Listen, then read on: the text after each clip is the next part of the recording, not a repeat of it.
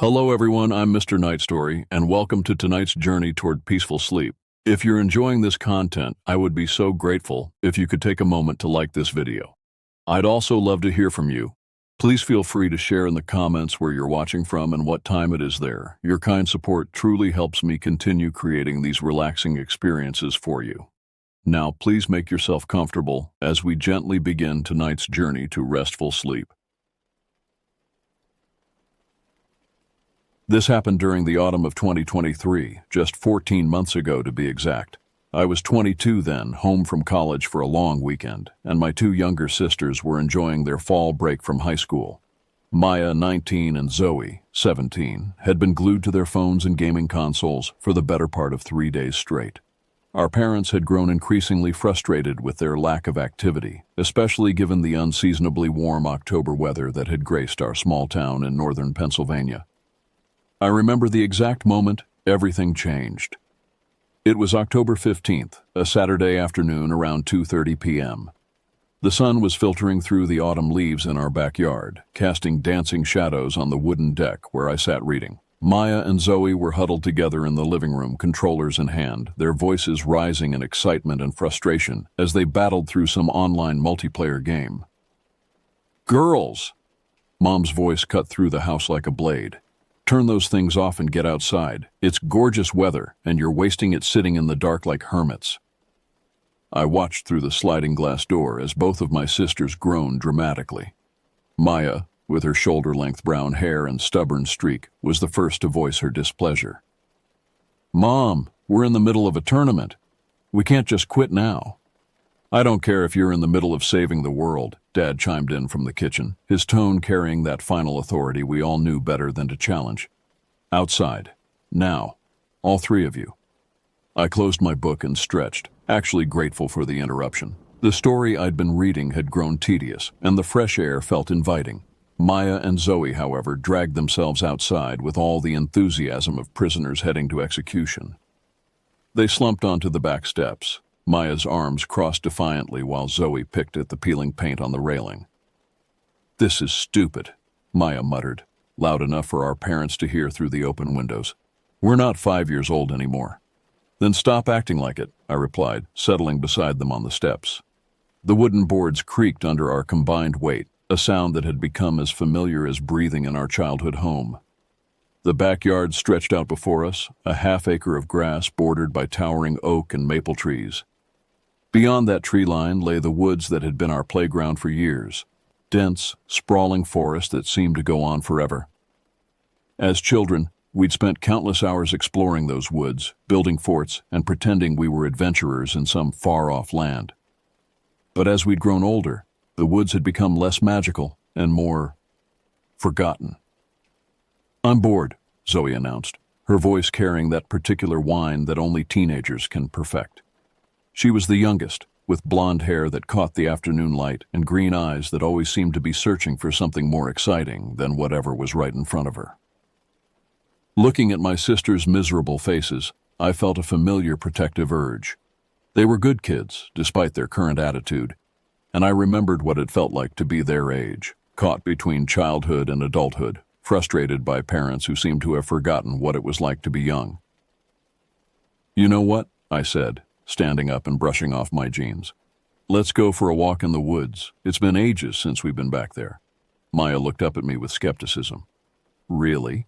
You want to go tramping through the woods like we're 12 again?" "Why not?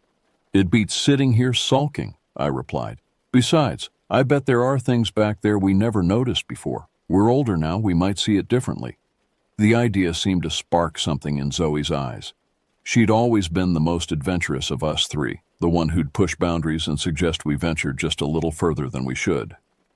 "Actually, that might be fun," she said, surprising Maya with her enthusiasm. "Fine," Maya sighed, but I could see she was warming to the idea too. "But if we get eaten by bears or something, I'm blaming you."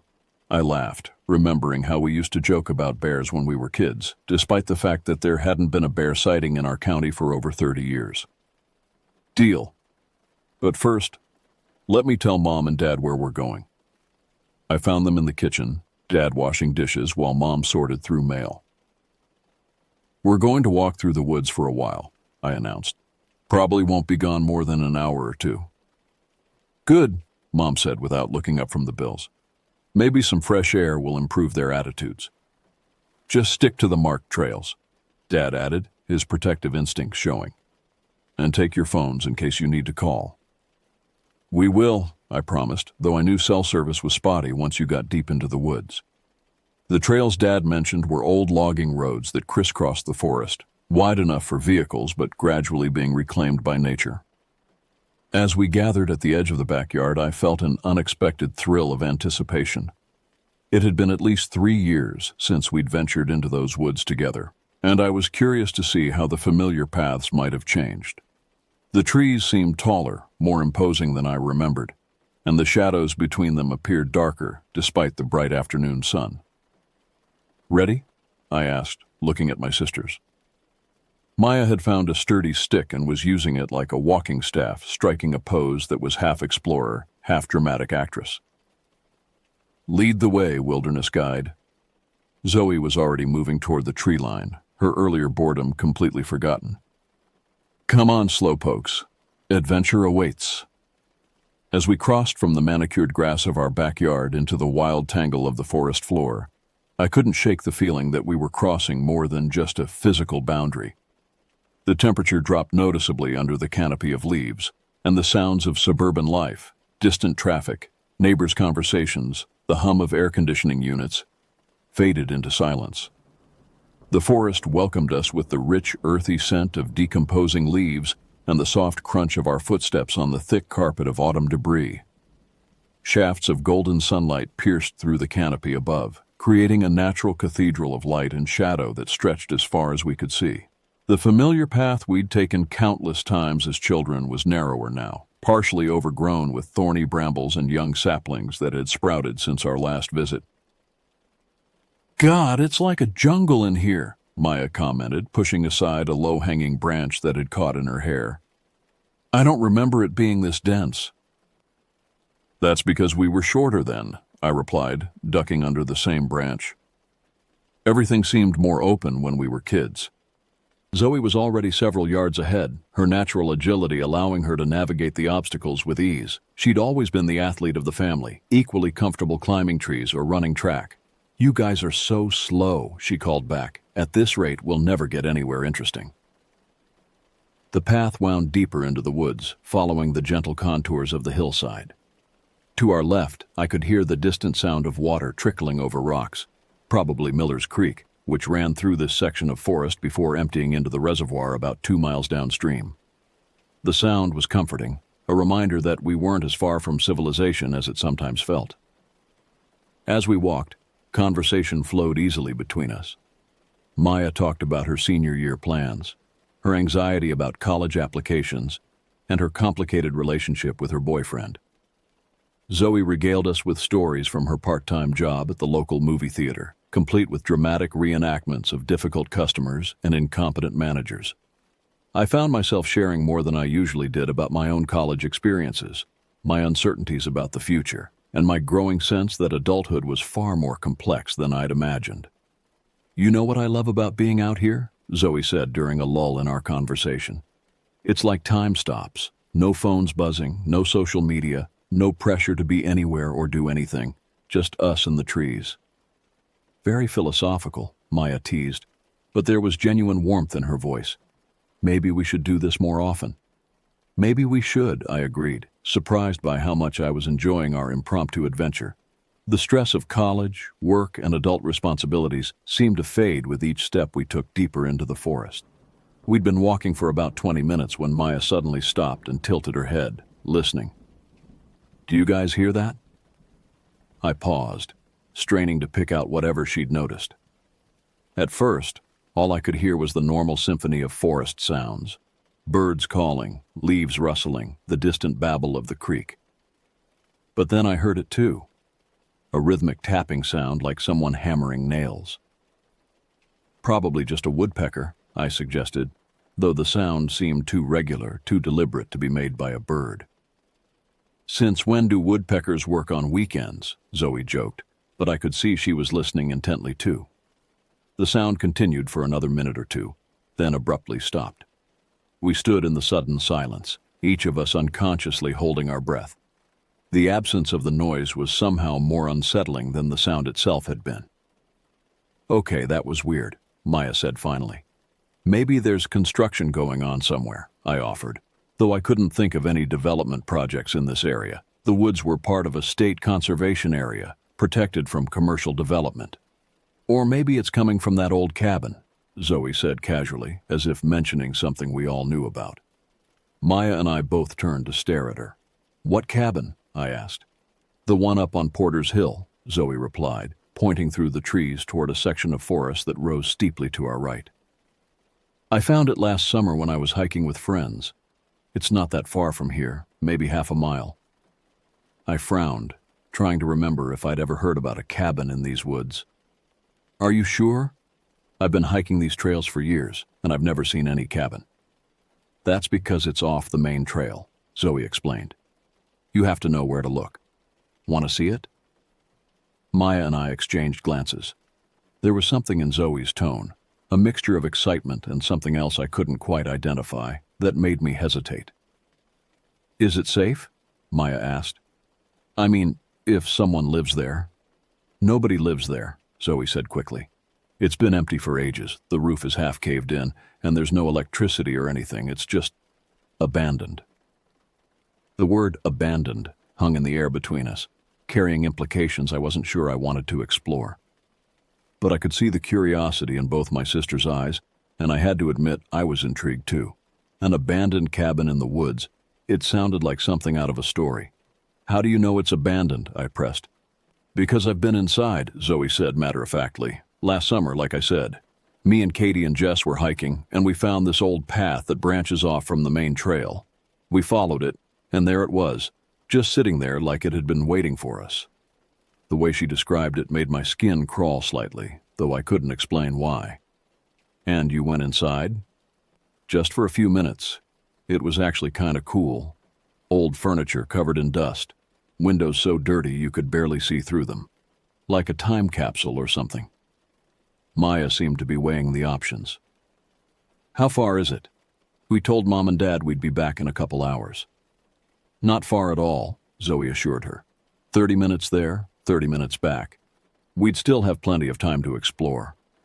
I found myself nodding despite my reservations. "Okay, but we stick together. No wandering off, no splitting up. And if anything seems off, we leave immediately." "Deal," both sisters said in unison, their voices carrying the same excitement I'd heard when we were kids planning some grand adventure. As Zoe led us off the main trail and onto a narrow path that I swear hadn't been there moments before, I tried to shake the feeling that we were making a mistake. The trees seemed to close in around us as we climbed, and the cheerful afternoon sunlight became increasingly fragmented, creating a shifting pattern of light and shadow that made it difficult to judge distances or see clearly. The path was steep and treacherous, forcing us to grab onto tree branches and roots for support. Several times, loose rocks skittered away under our feet, tumbling down the hillside with a sound like scattered bones. The air grew cooler as we climbed, and I noticed that the normal forest sounds had faded to an almost complete silence. "Are you sure this is the right way?" Maya asked, breathing hard from the climb. "Positive," Zoe replied, though I noticed she paused occasionally to look around, as if getting her bearings. After what felt like much longer than 30 minutes, we finally reached the top of the hill. Through the trees ahead, I could see a clearing bathed in pale afternoon light. And there, sitting in the center of that clearing like something from a fever dream, was the cabin. The cabin was nothing like what I'd expected. Based on Zoe's description, I'd imagined a ramshackle structure with a collapsed roof and broken windows, the kind of ruin you might find deep in the woods, slowly being reclaimed by nature. Instead, what we found was a building that looked almost new, as if it had been constructed recently and maintained with obsessive care. It was a single-story structure, built from what appeared to be freshly cut logs, with chinking so white and clean it practically glowed in the filtered sunlight. The roof was covered in dark green metal that showed no signs of rust or weather damage. 3 windows faced toward us, each one fitted with what looked like custom-made shutters painted in the same green as the roof. "Zoe," I said slowly, "this doesn't look abandoned." My youngest sister had stopped walking and was staring at the cabin with an expression I couldn't quite read. It looked different last summer, she said uncertainly, much more run down. Are you sure this is the same cabin? Maya asked, and I could hear the same unease in her voice that I was feeling. It has to be, Zoe replied, but she didn't sound convinced. This is the only clearing up here, and the path led us right to it. I studied the building more carefully, looking for any signs of habitation. There was no visible driveway or road leading to the cabin, which seemed odd for such a well-maintained structure. No power lines, no telephone poles, no satellite dish. Yet the windows weren't boarded up, and I could see what looked like curtains hanging inside. Someone's taking care of this place, I said. We shouldn't be here. But look, Zoe said, pointing toward the cabin. There's no car, no signs that anyone's around. Maybe whoever owns it just comes up here occasionally to maintain it. As if in response to her words, a curtain twitched in one of the windows. All three of us saw it, and we instinctively stepped closer together. Did you see that? Maya whispered. The curtain moved, I confirmed, my heart rate beginning to accelerate. There's someone inside. Maybe it was just the wind, Zoe suggested, but even she didn't sound convinced. We stood at the edge of the clearing, trying to decide what to do. The smart thing would be to turn around and head back down the hill, but none of us seemed able to move. There was something about the cabin that held our attention, something that made it impossible to look away. That's when I noticed the smell. It hit me gradually, like a wave of nausea building in my stomach. The air around the cabin carried a sweet, cloying odor that reminded me of flowers left too long in a vase. The sickly scent of decay masked by something artificially fragrant. It was subtle enough that I almost missed it, but once I became aware of it, I couldn't ignore it. Do you smell that? I asked my sisters. Maya wrinkled her nose. Yeah, it's like perfume mixed with something else. Something gross. It's stronger near the cabin, Zoe observed, taking a few steps toward the building. Don't, I said sharply, grabbing her arm. We need to leave, now. But Zoe shook off my grip and continued walking toward the cabin.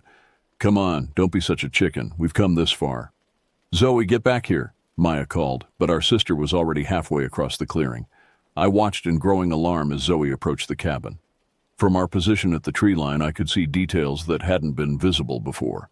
The windows weren't just curtained, they were covered with what looked like thick, dark fabric that completely blocked any view of the interior. The front door was painted the same green as the shutters, and it was slightly ajar. The door's open, Zoe called back to us. Hello? She shouted toward the cabin. Anyone home? No response came from inside, but I could swear I heard something. A sound like furniture being moved or footsteps on wooden floors. The sound was muffled and distant, but it was definitely coming from inside the cabin. Zoe, come back, I yelled, but she was already at the front door. I couldn't just stand there and watch my sister walk into what was clearly a dangerous situation. Despite every instinct screaming at me to run, I started across the clearing toward the cabin. Maya was right behind me, her breathing quick and shallow. This is insane, she muttered. We're all going to die. No one's going to die, I said, trying to sound more confident than I felt. We're just going to get Zoe and get out of here. As we approached the cabin, the smell grew stronger. It was nauseating now, a combination of artificial sweetness and something unmistakably organic and rotten. I had to breathe through my mouth to keep from gagging. Zoe was standing in the doorway, peering into the dark interior. It's really different from last summer, she said when we reached her. Someone's been fixing it up. I looked past her into the cabin, and what I saw made my blood freeze. The interior was immaculate, too clean, too perfect. The floors were polished wood that gleamed despite the lack of natural light. The furniture was arranged with mathematical precision, every piece positioned exactly where it should be. And everything was covered in a fine layer of what looked like powder or dust, but in patterns that seemed deliberate rather than random. We need to leave, I said firmly. Right now. But as I spoke, I heard it again. That sound from inside the cabin. Not footsteps, I realized now. Something else. Something that made the hair on the back of my neck stand up. It was the sound of breathing. The breathing wasn't coming from any of us. It was slow, deliberate, and somehow wrong. Too deep, too rhythmic, like someone consciously controlling every inhalation and exhalation. The sound seemed to come from everywhere and nowhere at once, echoing off the walls of the cabin in a way that made it impossible to pinpoint its source. "Do you hear that?" Maya whispered, her voice barely audible. I nodded, unable to speak. Every rational part of my mind was screaming at us to turn around and run, but my feet felt rooted to the spot. The breathing continued, steady and measured, like a meditation exercise performed by someone who had been practicing for years. "Maybe it's just the wind," Zoe suggested, but her voice lacked conviction. "Old cabins make weird noises." "That's not the wind," I managed to say. "That's someone breathing." The three of us stood frozen in the doorway, staring into the dimly lit interior. The cabin was larger than it had appeared from outside, a single room with a high ceiling supported by exposed wooden beams. The furniture was sparse but well-maintained. A dining table with 4 chairs, a rocking chair positioned near what looked like a fireplace, and several wooden cabinets mounted on the walls. What struck me most was how clean everything was. Despite the apparent isolation of the cabin, there wasn't a speck of dust or dirt anywhere. The floors were swept, the windows were spotless from the inside, and even the fireplace looked like it had been recently cleaned. It was as if someone had been expecting visitors. "Look at the table," Maya said, pointing toward the center of the room. I followed her gaze and felt my stomach turn. The dining table was set for 4 people. 4 plates, 4 sets of silverware, 4 glasses, and 4 cloth napkins, folded with precise geometric angles. In the center of the table sat a large serving bowl filled with what looked like fresh fruit. "Someone's been living here," I said. "Recently." "But where are they?" Zoe asked. "Hello?" she called again, louder this time. "We're sorry for intruding. We just wanted to see the cabin." The breathing stopped. The silence that followed was somehow more terrifying than the sound had been. We stood there, listening to our own heartbeats, waiting for something to happen. The air inside the cabin felt thick and oppressive, as if the very atmosphere was holding its breath along with us. "We should go," I said, but my voice came out as a croak. "Wait," Zoe said, pointing toward the back of the cabin. "There's a staircase." I followed her gaze and saw what she meant. In the far corner of the room, partially hidden in shadow, was a narrow wooden staircase leading to what must have been a loft or second floor. The stairs were steep and looked handmade, with rough-hewn boards that seemed to disappear into darkness above. "I didn't see that before," Maya said. "The cabin looked like it was only 1 story from outside." She was right. The exterior of the cabin had appeared to be a simple single-story structure, but the stairs clearly led to another level. The architecture didn't make sense, as if the building had been constructed according to some logic that didn't quite align with normal building practices. "Let's check it out," Zoe said, taking a step into the cabin. "Absolutely not," I said, grabbing her arm. "We're leaving, now." But as I spoke, we heard a sound from upstairs, a long, slow creak, like someone shifting their weight on old floorboards. The sound was followed by what might have been footsteps, though they were too muffled to be certain. "Someone's up there," Maya whispered. "Then we definitely need to leave," I said, pulling on Zoe's arm. "Come on." But Zoe planted her feet and refused to move. "Don't you want to know who it is? What if it's just some hermit living out here? What if they need help? What if they don't want to be bothered?" I countered. "What if we're trespassing and they're getting a gun right now?" The footsteps above us continued, slow and deliberate. They seemed to be moving across the entire length of the upper floor, as if someone was pacing back and forth.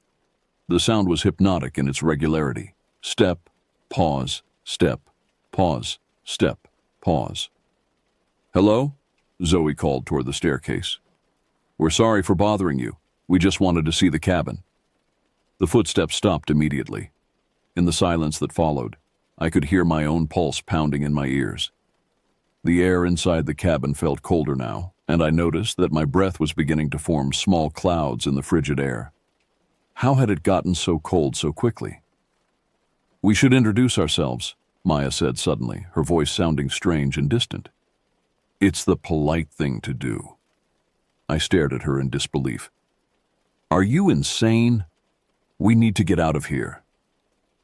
But Maya was already stepping into the cabin, following Zoe's lead.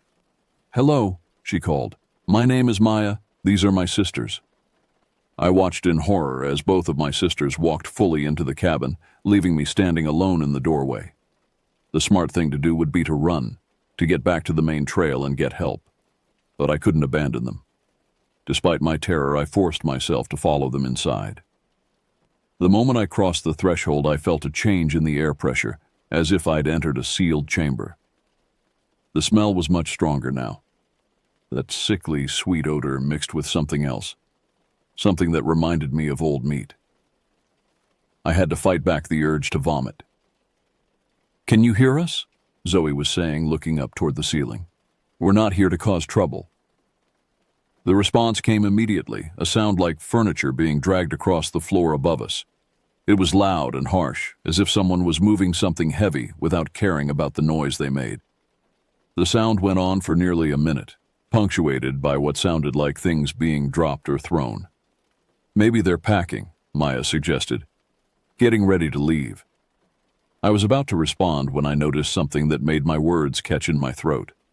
The fruit in the bowl on the table, it was moving. Not rolling or shifting, but actually moving as if something was inside it. As I watched, one of the apples began to split open, revealing not the white flesh I expected, but something dark and wet. We need to go, I said, my voice barely above a whisper. Right now. But, Zoe began.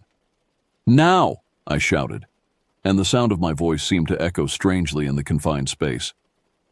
The noise upstairs stopped abruptly, replaced by a silence so complete it felt like a physical weight pressing down on us.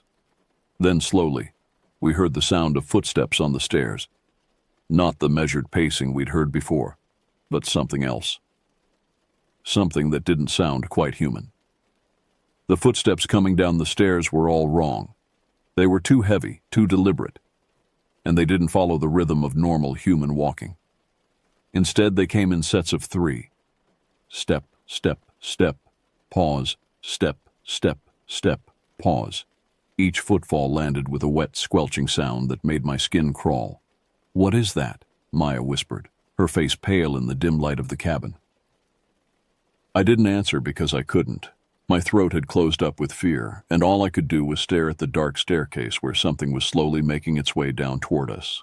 The wooden steps groaned under whatever weight was descending, and I could hear what sounded like fingernails or claws scraping against the wooden railings. We need to get out of here, I finally managed to say, but my voice came out as a strangled whisper. Zoe was backing toward the door, her eyes fixed on the staircase. What if it's just someone who's sick? What if they need help? That's not a person, I said with absolute certainty.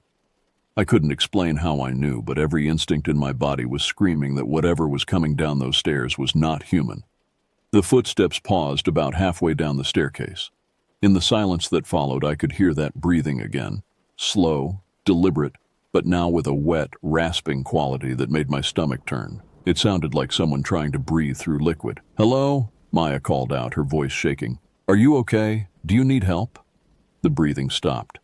For a moment, everything was perfectly silent. Then, from the darkness at the top of the stairs, came a sound I will never forget. A long, low moan that seemed to come from somewhere deep inside whatever was up there. It wasn't a human sound. It was the sound of something in pain, something that had been in pain for a very long time. Oh, God, Zoe whispered. Oh, God, oh, God, oh, God. The footsteps resumed, faster now, no longer following that strange 3-step pattern. Whatever was up there was coming down quickly, and we could hear it getting closer. The scraping sound intensified, as if claws were being dragged along the wooden walls. Run! I screamed, and finally, my paralysis broke. All 3 of us bolted for the door simultaneously, but in our panic, we crashed into each other. Maya went down hard, her knee hitting the wooden floor with a sickening crack. She cried out in pain, and I saw her clutch her leg. I can't, she gasped. I think I broke something. Behind us, the footsteps had reached the bottom of the stairs. I could hear breathing right at the edge of the main room, just out of sight behind the staircase. The sound was getting closer, and I knew we had only seconds before whatever was up there reached us. Help me get her up, I said to Zoe, and together we grabbed Maya under her arms and hauled her to her feet. She was crying now, tears streaming down her face, but she managed to put some weight on her injured leg. The breathing was right behind us now, so close I could feel it on the back of my neck. The smell was overwhelming, that sickly sweet odor mixed with something that reminded me of rotting meat and medical disinfectant. I didn't dare turn around to look, but I could sense something large and wrong moving in the darkness behind us. We made it to the door and stumbled out into the clearing. The afternoon sun seemed impossibly bright after the dim interior of the cabin, and for a moment I was blinded. But I could hear it following us, that wet, scraping sound of something moving across the wooden floor. "Don't look back," I said to my sisters as we stumbled across the clearing. "Whatever you do, don't look back." But Zoe couldn't help herself. She glanced over her shoulder and immediately let out a scream that I felt in my bones. Her face went white, and she stumbled, nearly dropping Maya. "What is it?" Maya asked, tears still streaming down her face. "What did you see?" "I don't know," Zoe gasped. "I don't know what it was, but it's not human. It's not human at all." We reached the tree line and plunged into the woods, crashing through underbrush and stumbling over roots in our desperation to get away from the cabin. Maya was hobbling badly, supported between Zoe and me, but she was managing to keep up. Behind us, I could hear something breaking through the forest, branches snapping, leaves rustling, the sound of something large moving through the underbrush. "It's following us," I said, trying to keep my voice calm for my sister's sake. "We need to move faster." "I'm trying," Maya gasped. "But my leg—" I know, you're doing great. Just keep going."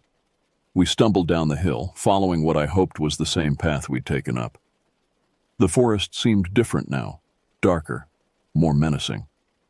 The trees appeared to lean in closer, and shadows moved in ways that had nothing to do with the wind. Every sound made us jump. Every rustle of leaves could have been something stalking us. "Where's the main trail?" Zoe asked, looking around frantically. "We should have reached it by now." She was right. We'd been walking for what felt like 20 minutes, but nothing looked familiar. The trees all seemed the same, and the path we'd been following had disappeared entirely. We were lost in the woods with something hunting us, and Maya was injured.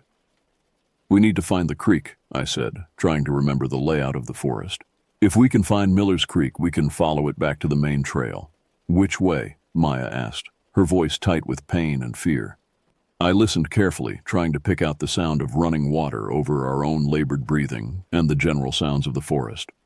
There, to our left, I could hear the faint babble of water over rocks. "This way," I said, and we changed direction, pushing through a thick stand of young trees that seemed to grab at our clothes and hair. Behind us, the sounds of pursuit had grown quieter, but they hadn't stopped. I could still hear branches breaking and the occasional wet, scraping sound that I'd learned to associate with whatever had been in the cabin. It was still following us, but it was being more careful now, more deliberate. "It's hunting us," I realized with growing horror. "It's not just chasing us away. It's actually hunting us." "Don't say that," Maya pleaded. "Please don't say that." But I couldn't shake the feeling that whatever we'd encountered in the cabin wasn't just territorial or afraid. It was predatory, and we were its prey. The way it had moved, the deliberate sounds it made, even the way it had waited for us to get deeper into the cabin before making its presence known. It all suggested intelligence and malicious intent. We reached the creek just as the sun was beginning to set behind the trees. The water was running higher than I'd expected, swollen by recent rains, and the current was strong enough to make crossing dangerous. But on the other side, I could see what looked like a familiar trail. "Can you make it across?" I asked Maya. She nodded, though her face was pale with pain and exhaustion. "I think so." We helped her into the water, and immediately I realized we'd made a mistake. The creek was much deeper than it looked, and the current was stronger than I'd anticipated. The water was also shockingly cold, so cold that it took my breath away. "Hold on to me," I told Maya, wrapping my arm around her waist. "Don't let go." We were halfway across when we heard it, a sound from the forest behind us that made my blood freeze. It was a howl, long and mournful, but with an underlying note of hunger that spoke to something primal in my brain. It was the sound of a predator that had lost its prey and was calling for help. It's calling for others, Zoe said, her voice barely audible over the sound of rushing water. Oh God, there are more of them. As if in response to her words, the howl was answered from somewhere deeper in the forest. Then another answer, from a different direction, and another. We were surrounded. The howling continued as we struggled across the creek, the calls echoing from different directions in the forest around us. Each voice was distinct, some higher, some lower, some with that same wet, rasping quality we'd heard from the thing in the cabin. The sound was coordinated, purposeful, like pack animals communicating during a hunt. How many are there? Maya gasped as we reached the opposite bank. I don't know, I replied, helping her up onto solid ground. But we need to keep moving. My legs were shaking from the cold water and the adrenaline coursing through my system. Maya was in worse shape. Her injured leg was barely supporting her weight, and her lips were turning blue from the cold. Zoe looked like she was going into shock, her eyes wide and unfocused. Listen to me, I said, grabbing both of my sisters by the shoulders. We're going to make it home. We're going to follow this trail back to the main path, and then we're going to walk calmly back to the house. We're not going to run unless we have to, because running in the dark is how people get hurt. But they're out there, Zoe whispered. They're hunting us. Maybe, I said, trying to sound more confident than I felt. But we're smarter than they are. We know these woods, and we know where we're going. They might be fast, but we have the advantage of knowing the terrain. It was a lie, of course. We were lost, injured, and being stalked by something that clearly knew these woods better than we did. But my sisters needed to believe we had a chance, because the alternative was to give up and wait to be caught. The trail we'd found was narrow and overgrown, but it seemed to be heading in the right direction. I could see faint marks on the trees, blazes left by hikers or forestry workers to mark the path. As long as we followed those marks, we should eventually reach the main trail system. We'd been walking for about 10 minutes when we heard the first sound of pursuit behind us. It was subtle at first, just the snap of a twig or the rustle of leaves that didn't quite match the rhythm of the wind. But as we continued, the sounds grew more obvious. Something was following us, staying just out of sight but keeping pace with our movement. Don't look back, I whispered to my sisters. Just keep walking. But the temptation was overwhelming. Every instinct demanded that I turn around and see what was stalking us. The not knowing was almost worse than the fear itself. At least if I could see our pursuer, I might be able to figure out how to escape it. There, Zoe said suddenly, pointing ahead through the trees. I can see the main trail. She was right. About 50 yards ahead, I could see the wide, well-maintained path that we'd started on what felt like hours ago. The sight filled me with relief and hope. Once we reached the main trail, we'd be on familiar ground. We'd be able to move faster, and we'd be much closer to home. But as we approached the junction where the narrow trail met the main path, the sounds behind us suddenly stopped. The forest went completely silent, as if every bird, every insect, every small animal had suddenly vanished. The only sounds were our own footsteps and labored breathing. Why did they stop? Maya asked, and I could hear the fear in her voice. I don't know, I replied, but I had a terrible suspicion. Predators often went quiet just before an attack, using stealth to get close to their prey. Keep moving, don't stop. We reached the main trail and turned toward home. The path was wider here, easier to navigate, and I could see familiar landmarks. The old oak tree with the lightning scar, the small wooden bridge over a dry creek bed, the boulder that looked like a sleeping bear. We were maybe 20 minutes from home if we kept up a steady pace. But Maya was slowing down. Her injured leg was getting worse, and she was having trouble keeping up. Every few steps, she would stumble or let out a small cry of pain. I need to rest, she said, stopping beside a large fallen log. Just for a minute. We can't stop, I said. We need to keep moving. I can't, she gasped. My leg is killing me. I think something's torn. I looked at her leg in the fading light and saw that she was right. Her knee was swollen and discolored, and she was favoring it heavily. She needed medical attention, but more importantly, she needed to get somewhere safe. Okay, I said, making a decision. Zoe, you run ahead to the house. Get Mom and Dad, tell them what happened, and bring them back with flashlights and the first aid kit. Maya and I will wait here. I'm not leaving you, Zoe said immediately. What if those things come back? They will come back, I said grimly. But Maya can't go any further on that leg. Our best chance is to get help. Before Zoe could argue further, we heard it. The sound of something large moving through the underbrush beside the trail. It was maybe 30 feet away, parallel to our position, and it was moving with purpose. Whatever it was no longer trying to hide. Go, I said to Zoe. Now. She hesitated for just a moment, looking between Maya and me. Then she turned and ran down the trail toward home, her footsteps quickly fading into the distance. Maya and I were alone in the growing darkness, with something hunting us in the woods. Can you walk at all? I asked, helping her to her feet. A little, she said, though I could see the pain in her face, but not fast. That's okay. We'll take it slow. We started walking again, Maya leaning heavily on my arm. The trail seemed longer now, stretching endlessly ahead of us in the twilight. Every shadow could be hiding something. Every sound could be a threat. I found myself constantly looking over my shoulder, expecting to see something emerging from the forest. Do you really think Zoe will make it? Maya asked. Yes, I said without hesitation. She's fast, and she knows these trails better than anyone. She'll make it home. But privately, I was worried. The howling we'd heard earlier suggested that there were multiple creatures in the woods, and they seemed to be coordinating their movements. What if they'd set up an ambush further down the trail? What if Zoe was running straight into a trap? What were those things? Maya asked. What did we see in that cabin? I don't know, I admitted. But I don't think they were human. That's impossible, she said, but her voice lacked conviction. There's got to be a logical explanation. I wanted to agree with her, but I couldn't get the image out of my mind. The glimpse Zoe had gotten of whatever had been in the cabin, and the look of absolute terror on her face when she'd seen it. Whatever it was, it had been wrong in some fundamental way, something that violated the natural order of things.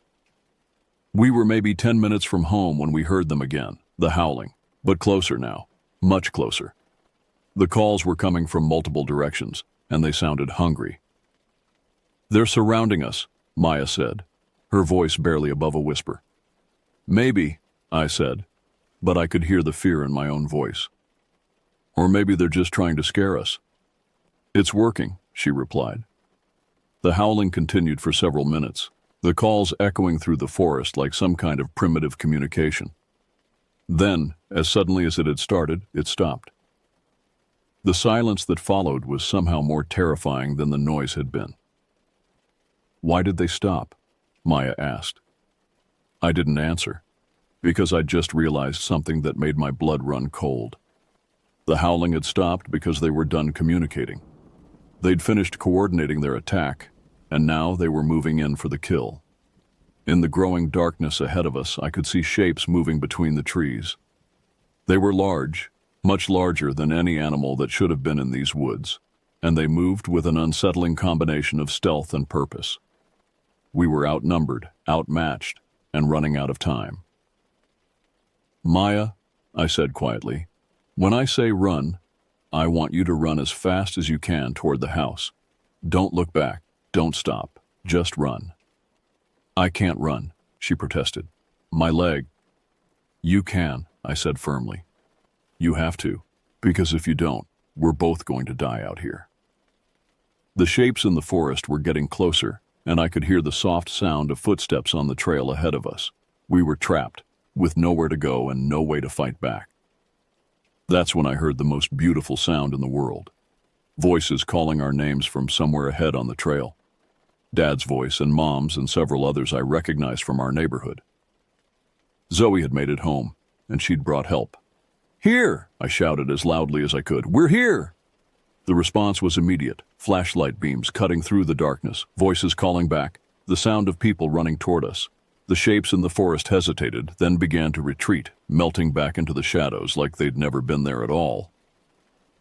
Within minutes, we were surrounded by familiar faces, our parents, neighbors, even a couple of police officers who'd been called when Zoe arrived home with her story. They helped Maya back to the house, where an ambulance was waiting to take her to the hospital. As we walked back down the trail in the safety of our rescuers' flashlights, I couldn't shake the feeling that we were being watched. Something was out there in the darkness, something that had been denied its prey but wasn't giving up. It was patient, and it was waiting for another chance. The emergency room at County General was a blur of harsh fluorescent lights and antiseptic smells. Maya's knee required surgery, a torn ACL and damaged cartilage that would take months to heal properly. As I sat in the waiting room beside my exhausted parents, I kept replaying the events of the day, trying to make sense of what we'd experienced. "Tell me again what you saw," Detective Morrison said, settling into the chair across from me. He was a tall, thin man with graying hair and the kind of patient demeanor that came from years of dealing with people in crisis. "Take your time." I'd already told the story 3 times, once to the paramedics, once to the first responding officers, and once to my parents. Each time I'd seen the same look of skepticism in their eyes, the same barely concealed doubt about my mental state. How could I explain that we'd been chased through the woods by something that might not have been human? "We found an old cabin," I began, sticking to the facts I could verify. "It was up on Porter's Hill, about half a mile off the main trail. When we went inside, we heard someone moving around upstairs. We tried to leave, but Maya hurt her knee. And then, something started following us through the woods." "Something?" Detective Morrison asked, his pen poised over his notepad. "I don't know what it was," I admitted. "We heard howling, like wolves. But there aren't any wolves in these woods. And whatever was in the cabin, it didn't sound human when it moved. Could it have been a bear? Or maybe someone with mental health issues living rough in the woods?" I considered the question seriously. Could everything we'd experienced be explained by a homeless person with psychological problems? The heavy footsteps, the strange breathing, the coordinated howling. Was it possible that we'd encountered a group of people living in the forest? "Maybe," I said, though I didn't believe it. "But the sounds they made, the way they moved, it didn't seem human." Detective Morrison nodded and made a note. "We'll send a team up to the cabin tomorrow to check it out. In the meantime, I want you to stay close to home. Don't go back into those woods alone." After he left, I sat alone in the waiting room, staring at the television mounted on the wall. The local news was playing, but I wasn't really watching. My mind kept returning to the cabin, to the table set for 4 people, to the sound of breathing in the darkness. "How are you holding up?" Mom asked, sitting down beside me. Her face was drawn with worry and exhaustion. "I'm okay," I said, though it wasn't true. "How's Maya?" "She's going to be fine. The surgery went well and she should be able to go home tomorrow. The doctor said she'll need physical therapy, but there shouldn't be any permanent damage." I nodded, relieved. Maya's injury was my fault. If I hadn't suggested going into the woods, none of this would have happened. If I'd been more insistent about leaving when we first saw the cabin, she wouldn't have been hurt. "This isn't your fault," Mom said, as if reading my thoughts. "You were just trying to have a nice afternoon with your sisters. You couldn't have known what would happen." "But I should have known," I said. There were signs. The smell around the cabin, the way it looked too clean, too maintained. I should have recognized that something was wrong. "You did recognize it," she pointed out. "You tried to get them to leave. You protected your sisters and got them home safely. That's what matters." I wanted to believe her, but the guilt was eating away at me. Maya was lying in a hospital bed because I'd failed to protect her. And somewhere out there in the woods, something was waiting for another opportunity to hunt. "The police will figure it out," Mom continued. "They'll find whoever was living in that cabin, and they'll make sure the woods are safe again." But I didn't think it would be that simple. Whatever we'd encountered wasn't just a random squatter or a disturbed individual. It was something else, something that belonged to the woods in a way that humans didn't. 3 days later, Detective Morrison called with an update. The search team had found the cabin, but it was empty. There were no signs of recent habitation, no evidence that anyone had been living there.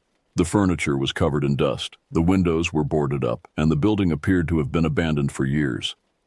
"Are you sure it was the same cabin?" he asked when I expressed my disbelief. "I'm sure," I said. The location, the size, the green metal roof, it was definitely the same building. "Well, there's no one there now." he said. We found some old camping gear and empty food cans, but nothing recent. Whoever was staying there has moved on. After the call, I sat in my room trying to process what he'd told me. How could a building that had been immaculate just 3 days ago suddenly be abandoned and dusty? How could furniture that had been precisely arranged be covered in cobwebs? Zoe knocked on my door and came in without waiting for an invitation. She looked pale and tired, with dark circles under her eyes that suggested she wasn't sleeping well. I've been thinking about what the detective said, she began, settling into the chair at my desk, about the cabin being abandoned. And what if it wasn't abandoned when we were there? What if whatever was living there just left when we escaped? What if they cleaned everything up and moved on? I considered her theory. It was possible, I supposed, but it didn't explain everything. What about the dust? The boarded windows? The detective said it looked like no one had been there for years. I don't know, she admitted. But I keep thinking about that table, the way it was set for 4 people, like they were expecting us, like they knew we were coming. The idea sent a chill down my spine. Had our visit to the cabin been anticipated? Had we walked into some kind of trap? There's something else, Zoe continued. I've been researching the history of Porter's Hill. Did you know there used to be a logging camp up there in the 1920s? No, I said. What happened to it? That's the weird part. According to the old newspaper archives, the camp was abandoned suddenly in 1923. The loggers just left one day, left all their equipment and supplies behind. When the company sent people to investigate, they found evidence of some kind of struggle, but no bodies were ever found. What kind of struggle? Blood, she said simply. Lots of it. On the walls, on the floor, even on the ceiling. But no bodies. No explanation of what happened. I stared at her, trying to process this information. You think there's a connection? I think whatever happened to those loggers is still happening, she said. I think there's something in those woods that doesn't want people there, and it's been protecting its territory for 100 years. It was a crazy theory, but it was the only explanation that made sense of what we'd experienced. The cabin, the coordinated hunting behavior, the way our pursuers had retreated when help arrived, it all suggested intelligence and organization that went beyond normal human behavior. We need to tell someone, I said. The police, the Forest Service, someone who can do something about it. Who's going to believe us? Zoe asked. We barely believe it ourselves. She was right. Our story sounded insane, and we had no proof beyond our own testimony. The police had already investigated and found nothing. Who would take seriously a claim about monsters in the woods? Then we need to get proof, I said. We need to go back. Are you crazy? Zoe stared at me in shock. After what happened to Maya, after what we saw? Not immediately, I said, but eventually. With proper equipment, with backup, with a plan. We can't just pretend this didn't happen. Yes, we can, she said firmly. We can pretend it was just a homeless person or a bear or our imaginations. We can go back to our normal lives and never think about it again. But I knew she was wrong. Whatever was out there in the woods, it wasn't going to just disappear. It was patient, and it was waiting. And eventually it would encounter other people. Other families. Other young people who might not be as lucky as we'd been. I'm going back, I said. When Maya's better, when we're all ready, I'm going back to find out what's really happening up there. Zoe looked at me for a long moment, and I could see the fear in her eyes. But I could also see something else, a grim determination that matched my own. If you're going back, she said finally, then I'm going with you. Whatever's out there, we face it together. I nodded, grateful for her support. We'd been through something terrible together, and now we were committed to seeing it through to the end, whatever the cost. 2 months later, Maya was walking without crutches and cleared for normal activity. The physical therapy had been successful, and her knee was almost back to full strength. But the psychological scars were taking longer to heal. She'd been having nightmares, waking up screaming about things chasing her through dark woods. She'd lost weight, and there were permanent dark circles under her eyes. I'm not going back there, she said when I brought up the subject. Never. Not for any reason. We were sitting in the kitchen of our parents' house, the afternoon sun streaming through the windows. Outside, the world looked normal and peaceful. It was hard to believe that just beyond our backyard, something was waiting in the woods. I understand, I said. But we need to finish this. We need to find out what's really happening up there. No, we don't, Maya said firmly. We need to forget about it and move on with our lives. Some things are better left alone. I looked at my younger sister, seeing the fear that had become a permanent part of her expression.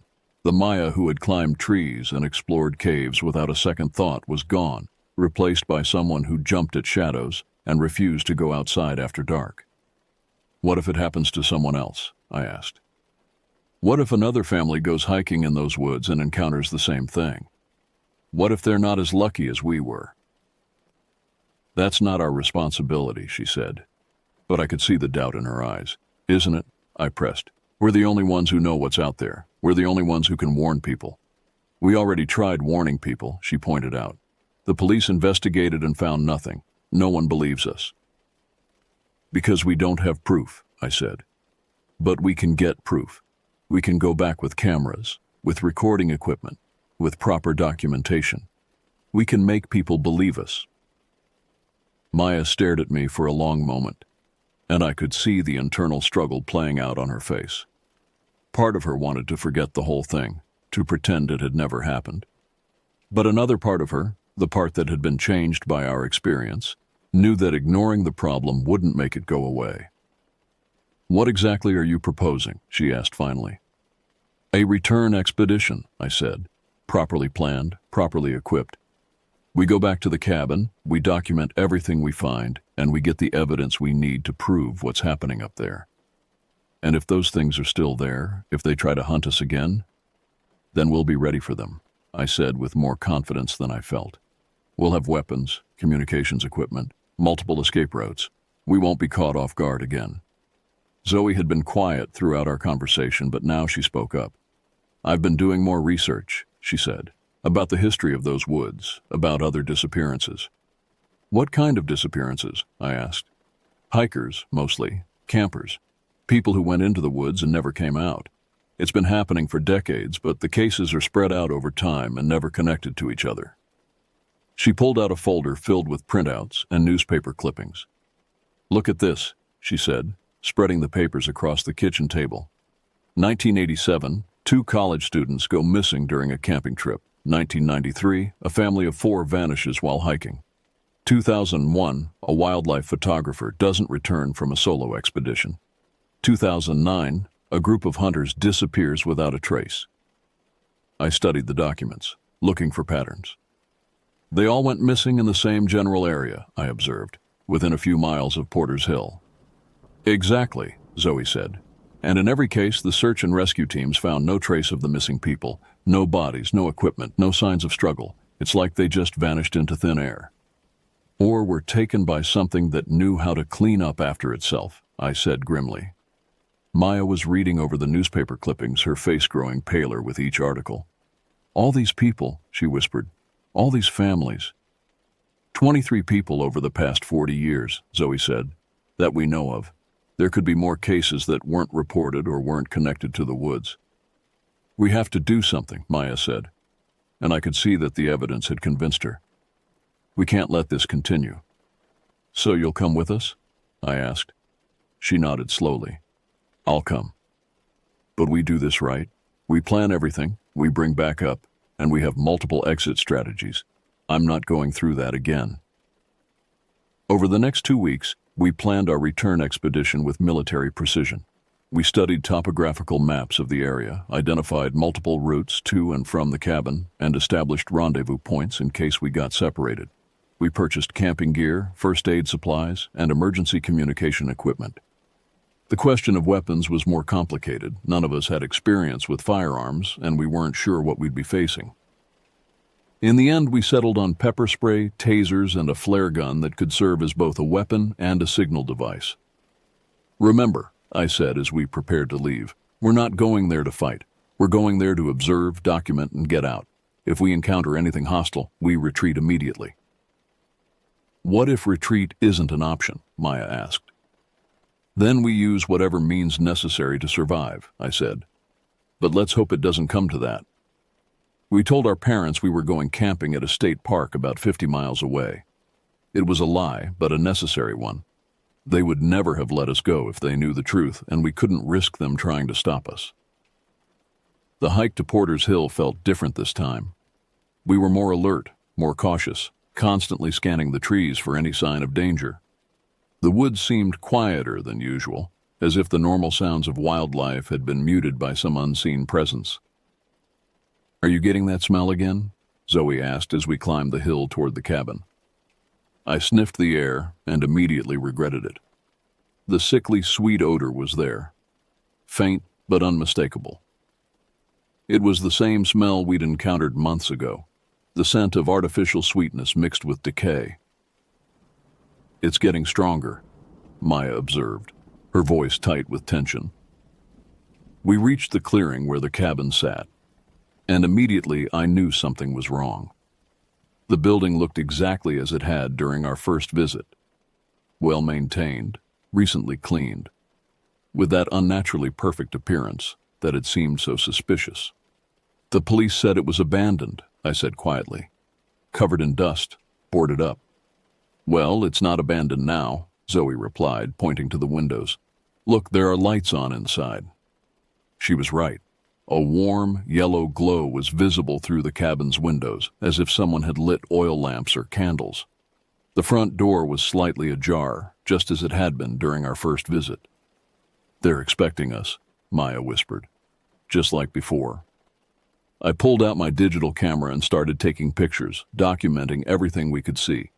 The cabin's exterior, the clearing, the positioning of the building relative to the surrounding trees. Whatever happened next, we would have evidence. "Hello?"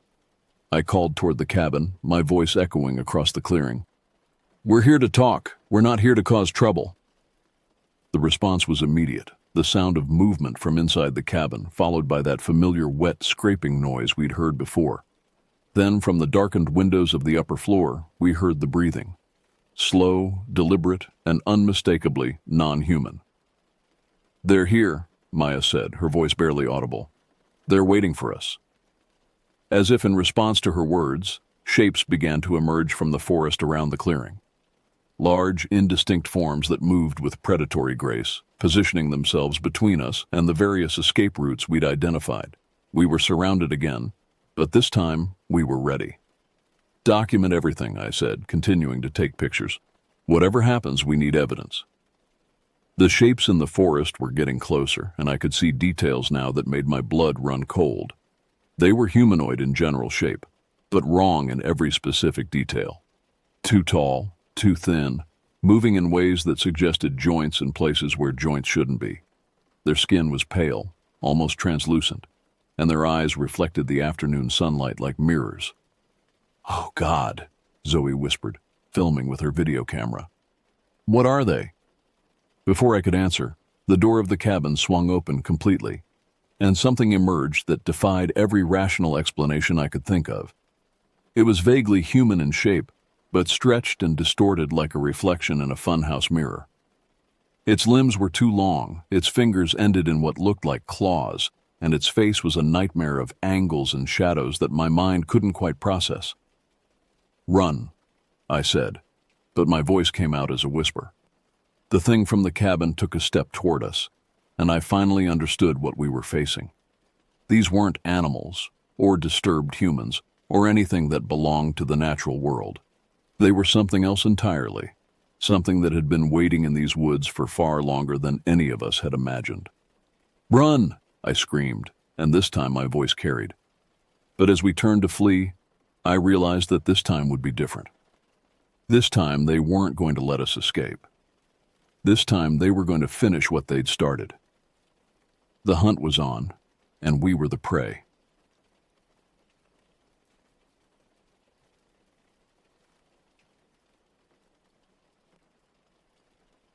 October 30th, 2011, Devil's Night. The air carried that particular autumn chill that seemed to seep through your jacket and settle in your bones. I was 19 then, young and stupid enough to think that abandoned buildings held secrets worth risking arrest for. My boyfriend Kevin and his childhood friend Garrett had picked me up around 9 p.m. The three of us restless with that peculiar energy that comes with being young and having nowhere to be on a night when mischief feels like destiny. We drove aimlessly through the winding back roads of rural Pennsylvania, Kevin's beat-up Honda Civic struggling up the steep hills that surrounded our small town. The radio crackled with static between stations, playing fragments of songs that seemed to cut in and out like ghostly whispers. Garrett sat in the passenger seat, constantly adjusting the frequency, trying to find something that would stick. "We could hit up the old cemetery," Kevin suggested, his eyes fixed on the dark road ahead. The headlights carved a narrow tunnel through the blackness, revealing nothing but asphalt and the occasional reflective eyes of some nocturnal creature watching us from the tree line. "Boring," Garrett replied, finally settling on a station playing classic rock. "We've been there a dozen times. Same broken headstones, same stories." I leaned forward from the back seat, resting my arms on the back of Kevin's seat. "What about that place you mentioned last week? The old hospital?" Garrett turned to look at me, his face illuminated by the green glow of the dashboard.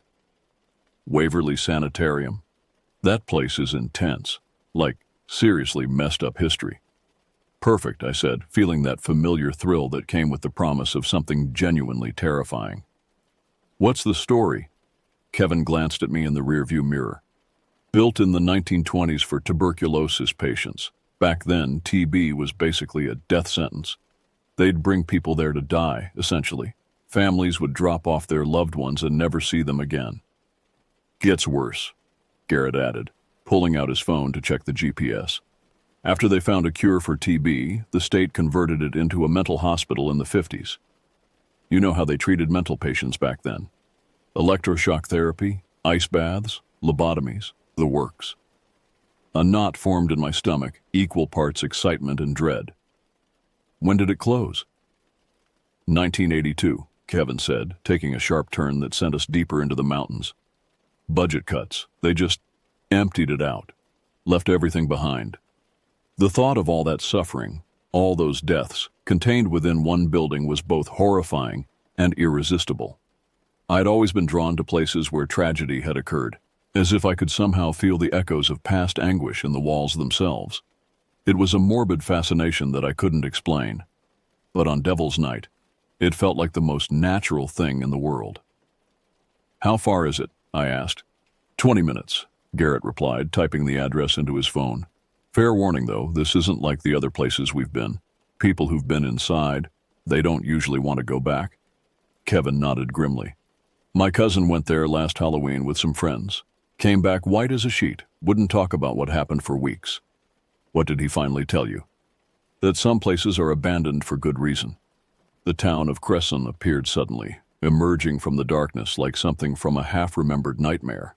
Most of the streetlights were broken or turned off, leaving only a few flickering sentinels to mark our passage through the sleeping community.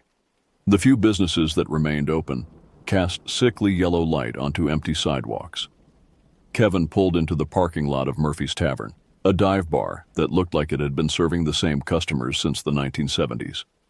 Through the grimy windows, I could see a handful of locals nursing beers and staring at a television mounted in the corner, the kind of place where strangers were noticed and remembered. "We park here," Garrett explained as Kevin turned off the engine. "Walking distance to the hospital, but far enough away that if anyone sees the car, they won't immediately connect it to trespassing." The silence that followed the dying engine was absolute. No traffic, no voices, no sounds of civilization. Even the tavern seemed muted, as if the night itself was absorbing all noise.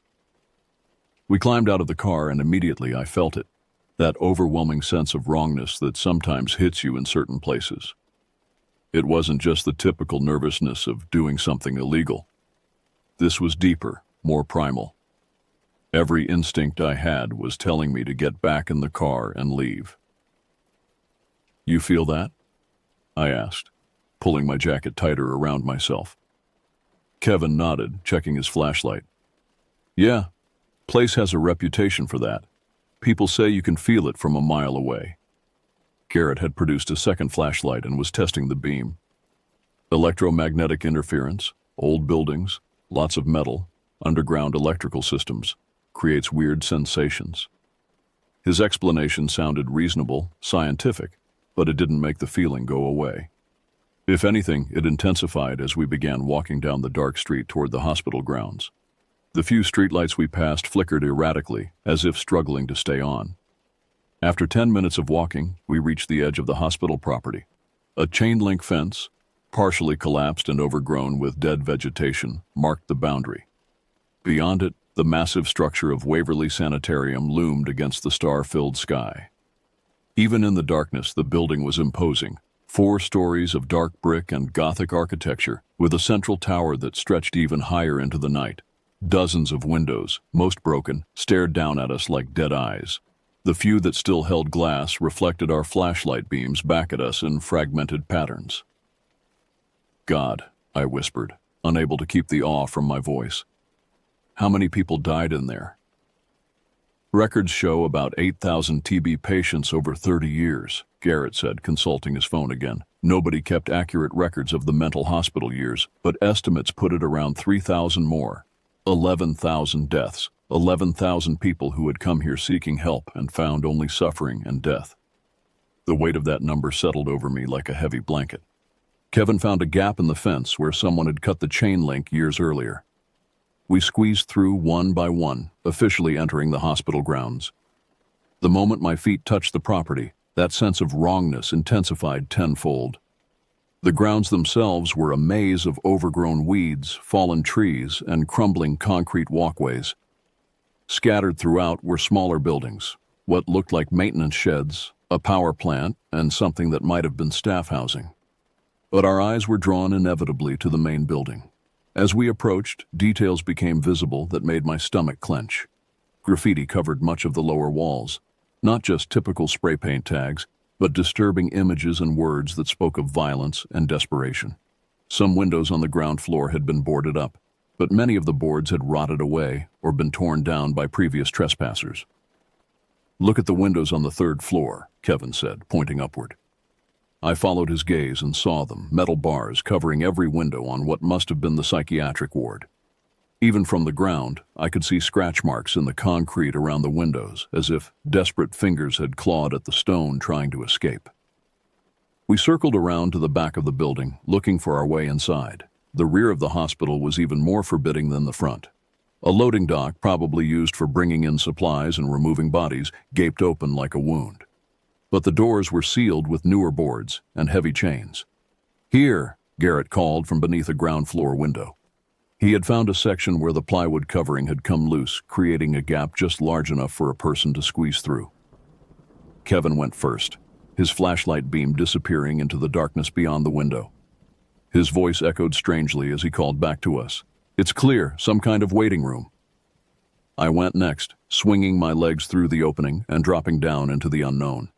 My feet hit solid floor, and immediately the smell hit me. Decades of decay, mold, and something else underneath that I didn't want to identify. The air was thick and seemed to stick in my lungs. Garrett was just starting to climb through when disaster struck. The sound of Garrett hitting the floor wrong was sickening. A wet pop followed by his sharp intake of breath and a curse that echoed through the empty room. Kevin immediately swung his flashlight toward him, revealing Garrett clutching his left knee, his face contorted in pain. "Damn it," Garrett gasped, trying to put weight on the leg and immediately wincing. "Something twisted wrong when I came down." "How bad is it?" I asked, kneeling beside him while Kevin kept the light steady. "Bad enough." He tested the knee gingerly, managing to stand but clearly favoring the injured leg. "Feels like I pulled something, maybe tore a ligament." Kevin and I exchanged glances. We had just gotten inside, and already something had gone wrong. In the horror movies I loved, this would be the moment when the smart characters turned around and left. But we weren't smart characters. We were 19 years old and stupid with curiosity. "We should go back," Kevin said, though I could hear the reluctance in his voice. "No." Garrett's response was immediate and firm. "I'm not ruining this for everyone. I can walk, it just hurts. Let's at least look around a little." While they debated, I took the opportunity to examine the room we had entered. Kevin's flashlight provided limited illumination, but I could make out the basic layout. We were in what had clearly been a waiting area, probably where families said their final goodbyes to loved ones being admitted to die. The room was large, maybe 30 feet by 20, with high ceilings that disappeared into darkness above us. Chairs were stacked along the walls in haphazard piles, as if someone had tried to clean up but given up halfway through. Most were old metal folding chairs, but there were a few upholstered pieces that had been ravaged by time, moisture, and rodents. In the center of the room sat a wheelchair, an old-fashioned model with large wheels and a rigid frame. Unlike everything else in the room, it sat perfectly upright and positioned, as if someone had just gotten up from it moments before. The sight of it sent a shiver through me that had nothing to do with the cold. "That's weird," I said, pointing to the wheelchair. Kevin swung his light toward it. "What?" "Everything else is stacked up or pushed against the walls. Why is that sitting in the middle of the room like someone just parked it there?" We stared at the wheelchair for a long moment. In the shifting shadows created by our flashlight beams, it almost seemed to rock slightly as if moved by some unfelt breeze. "Wind through the windows," Kevin said, but he didn't sound convinced. "There's no wind," Garrett pointed out. He had managed to stand and was testing his mobility. "I can walk. It hurts, but I can walk. Let's keep going." Kevin led the way to what appeared to be the room's main exit, a set of double doors that hung slightly open. Beyond them stretched a corridor that seemed to extend indefinitely into the darkness. Our flashlight beams could only penetrate about 20 feet before being swallowed by the black. The hallway was wide enough for gurneys to pass each other, and the floors were covered in linoleum that had once been white but was now stained and cracked. Water damage had created abstract patterns on the walls where paint had peeled away in long strips. Every few feet, doorways opened off the main corridor. Patient rooms, offices, treatment areas. "Stay close," Kevin warned as we began to move deeper into the building. "It's easy to get turned around in here." I positioned myself between Kevin and Garrett, close enough to benefit from Kevin's flashlight while trying to help Garrett navigate in the dimmer light of my smaller light. Every step echoed strangely in the corridor, the sound seeming to bounce off walls and return to us changed, distorted. The first few rooms we passed were empty except for debris, broken furniture, piles of rotting fabric that might have been bedding, and scattered papers. But as we progressed deeper into the hospital, we began to encounter rooms that told more disturbing stories. One room contained what looked like restraint devices. Metal brackets bolted to walls, leather straps hanging from a metal bed frame, a straitjacket crumpled in one corner. The walls were covered in scratch marks, some shallow, others deep enough to have drawn blood from whoever made them. "Isolation room," Garrett said, reading from a sign beside the door. "For violent patients." "Violent or just desperate," I murmured, running my finger along one of the deeper scratch marks. The concrete was worn smooth in places, suggesting someone had worked at it for a very long time. Another room held filing cabinets, most of them tipped over and emptied. Patient files were scattered across the floor, some water-damaged beyond reading, others intact enough to reveal fragments of human tragedy. I knelt and picked up a file at random. The name had been redacted, but I could make out enough details to paint a horrifying picture. A 16-year-old girl admitted in 1958 for hysteria and violent episodes. The treatment notes described months of electroshock therapy, forced sedation, and isolation. The final entry, dated 6 months after admission, simply read, "Patient expired during treatment. Cause of death, cardiac arrest. 16 years old, younger than I was now." "Jesus," I whispered, then caught myself. God, she was just a kid. Kevin looked over my shoulder at the file. "They're all like that. Kids, mostly. People whose only crime was being different or inconvenient." We had been walking for maybe 20 minutes when we reached a section of the hospital that was clearly different from what we had seen so far. The corridor opened into a larger area, what might have been a nurse's station or administrative center.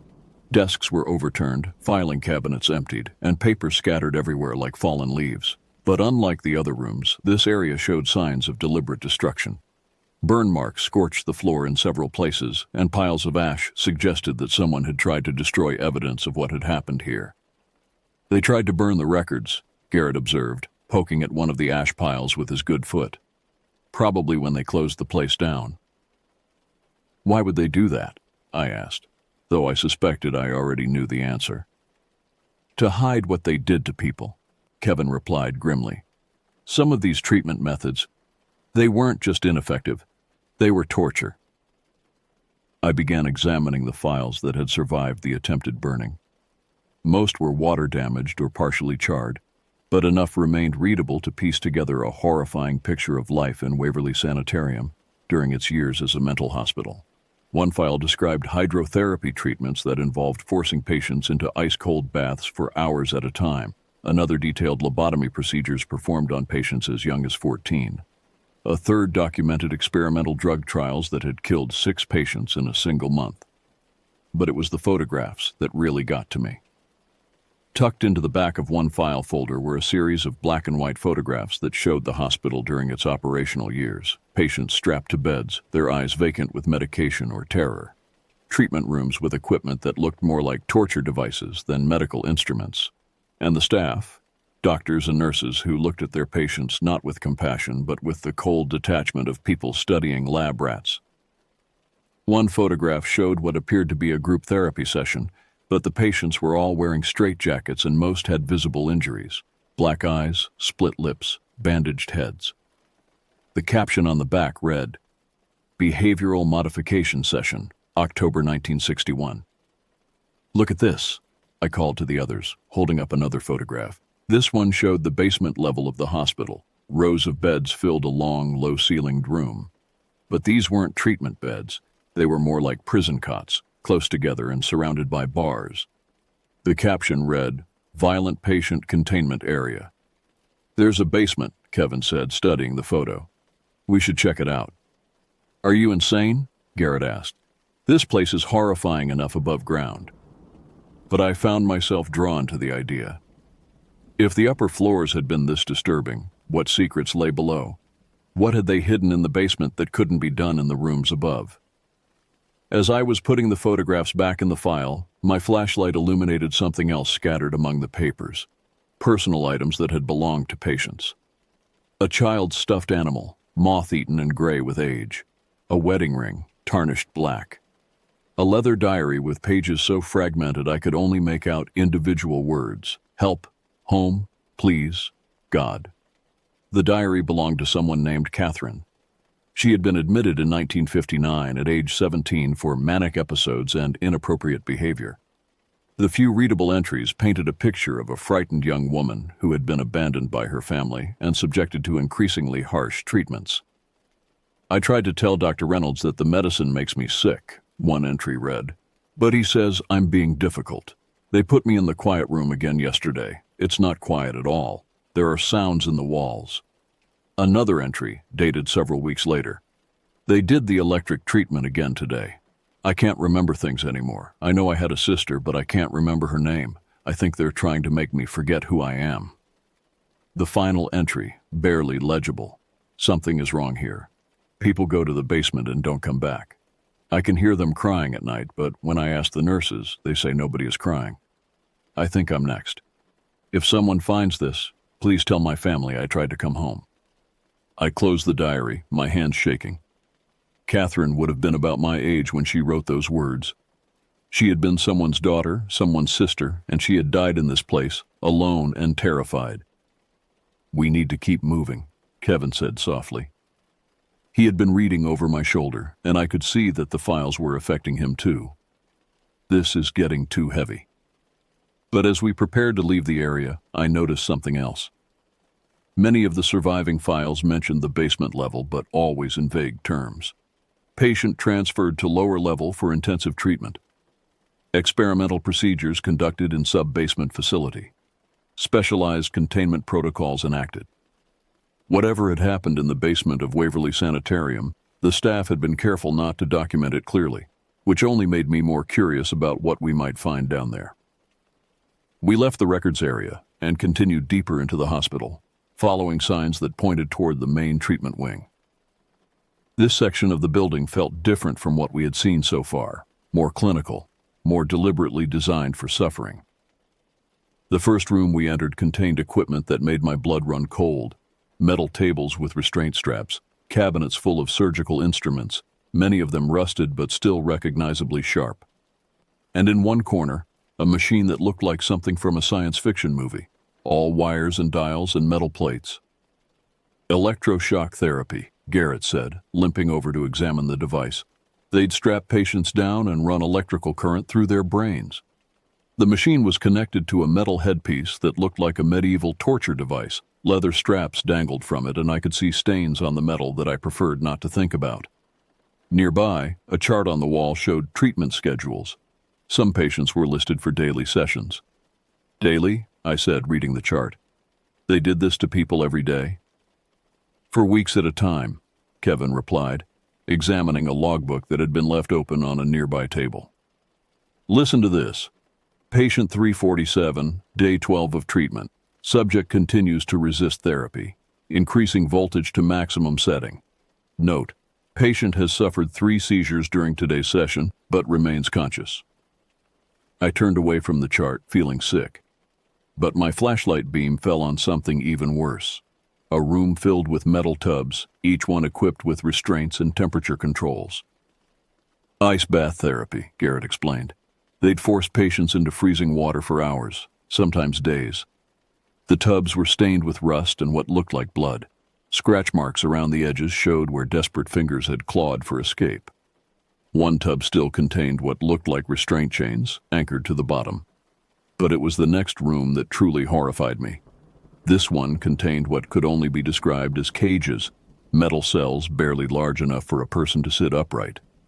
Each one had a small slot for food and a drain in the floor. The bars were worn smooth in places where hands had gripped them endlessly. A placard beside the entrance read, "Isolation Treatment Area, Violent and Uncooperative Patients." They kept people in cages, I whispered. For months at a time, Kevin added, reading from another logbook. Some of these entries show patients confined for over a year. The walls around the cages were covered in writing, scratched into the concrete with fingernails or small stones. Names, dates, pleas for help. Please let me go home. I'm not crazy. Tell my mother I love her. And over again, help me, help me, help me. I was beginning to understand why Kevin's cousin had come back so shaken. This wasn't just an abandoned building. It was a monument to human cruelty, a place where suffering had been elevated to an art form.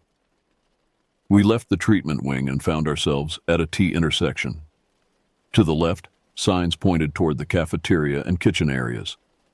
To the right, elevators and stairs led to the upper floors. Straight ahead was a large chalkboard, probably used for staff schedules or announcements. Without thinking, I walked over and wrote my name on it with a piece of chalk that had been left on the ledge. It seemed important somehow to leave evidence that I had been here, to add my name to the roster of people who had witnessed this place. But as soon as I finished writing, I felt a strange sensation, as if I had just done something irreversible, something that would mark me forever as having been here. I turned around to find Kevin and Garrett, and that's when I noticed the elevators. There were 3 of them, their doors standing open like gaping mouths. The elevator cars themselves were nowhere to be seen. The shafts dropped away into darkness, disappearing below the level of our flashlight beams. But as I walked closer to examine them, something impossible happened. The exit signs above the elevators flickered to life, casting an eerie red glow across the intersection. At the same time, emergency lighting along the corridors began to activate, creating pools of sickly yellow illumination that stretched away into the distance. "That's not possible," Garrett said, staring at the lights. "This place has been without power for 30 years. "Emergency systems," Kevin suggested, but he didn't sound convinced. "Maybe they're battery-powered, and something triggered them." I walked to the edge of one elevator shaft and shone my flashlight down. The beam disappeared into darkness without revealing the bottom. But as I stared into the depths, I could swear I heard something echoing up from below, a sound like metal scraping against stone. And then, as if responding to some unseen signal, every light in the visible part of the hospital suddenly blazed to life. The transformation was instant and terrifying. One moment we were navigating by flashlight through a dark, dead building. The next, harsh fluorescent lights were flickering to life throughout the hospital, revealing the full extent of the decay and destruction around us. But more than that, the lights revealed something else. We were not alone. Through the windows, I could see vehicle headlights moving around the building's exterior. Bright beams swept back and forth across the grounds, clearly searching for something. Or someone. "Cops," Kevin whispered, grabbing my arm. "We need to hide. Now." Panic hit me like a physical blow. Getting arrested for trespassing would mean jail time, court appearances, a criminal record. My parents would kill me. My college applications would be ruined. We scattered immediately, looking for hiding places. The intersection where we stood offered limited options, but we had to make do. Kevin dove behind a pile of overturned tables and chairs that had been stacked against one wall. Garrett, hampered by his injured knee, hobbled toward a doorway on the right side of the corridor and pressed himself into the shadows. I found myself directly in front of the open elevator shafts. Without thinking, I crouched down beside the opening, using the elevator framework to conceal myself from anyone who might come down the main corridor. The emergency lights continued to flicker overhead, casting dancing shadows that made everything seem to move. From my position, I had a clear view down the long hallway we had just traveled, but I was also painfully exposed if anyone approached from the other direction. We waited. The vehicle lights outside continued their systematic search, moving slowly around the building's perimeter. Through broken windows, I could see the beams sweeping across interior walls, probing every room, every hiding place. And then came the sounds. At first I thought it was the police entering the building. Heavy footsteps echoed through the corridors, accompanied by the sounds of doors being opened, furniture being moved, objects being knocked over. The searchers were being methodical, checking every room, every possible hiding spot. But as the minutes passed, something about the sounds began to bother me. The footsteps seemed to come from multiple directions at once, not just from the entrance where we had come in, but from upstairs, from the other end of the building, even from below us. How many officers were there, and how had they gotten in so quickly? The sounds grew louder, closer. I could hear what sounded like metal gurneys being wheeled down corridors, their wheels squeaking in the familiar rhythm of hospital equipment. But that made no sense. There shouldn't be any gurneys left in working condition. Then I heard voices. They were distant, muffled, but clearly human. Multiple people talking, though I couldn't make out the words. The voices seemed to echo strangely in the building's corridors, bouncing off walls and returning changed, distorted. Kevin caught my eye and mouthed silently, "How many are there?" I shook my head. I couldn't tell. The sounds seemed to be coming from everywhere at once. 20 minutes passed, 30. The vehicle lights continued their patient circuit of the building, but the sounds inside seemed to be intensifying rather than diminishing. Whatever search was being conducted, it was thorough and getting closer. I was starting to cramp from crouching in the same position when something made me look down the hallway toward the area where we had found the patient files. A light was moving in that direction. Not a vehicle light from outside, but someone walking with a flashlight or lantern.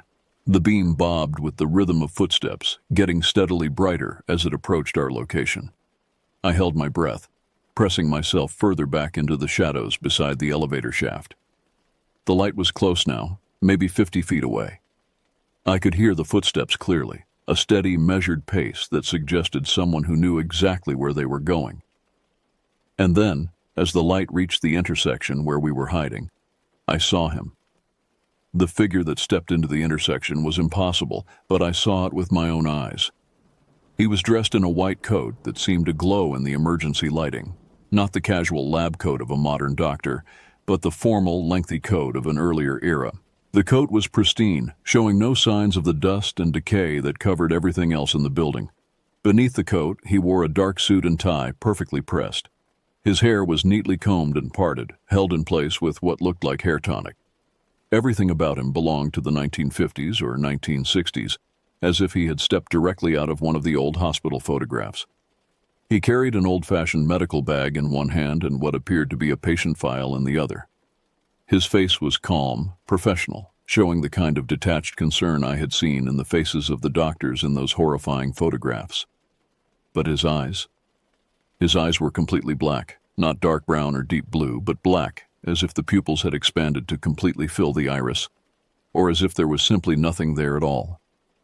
He walked out of the hallway and turned toward me, those terrible empty eyes scanning the intersection methodically. For a moment, I thought he was just looking around, conducting the same kind of search the police outside were performing. Then his gaze fixed directly on me. Even crouched in the shadows beside the elevator shaft, even partially concealed by the metal framework, he saw me. Those black eyes locked onto mine with an intensity that made every nerve in my body scream. For what felt like hours but was probably only seconds, we stared at each other. The doctor's expression never changed. Calm, professional, mildly interested, as if finding a terrified teenager hiding in his hospital was exactly what he had expected. Then, slowly, deliberately, he raised both arms above his head in what might have been a gesture of surprise or triumph. The medical bag swung from one hand, the file from the other.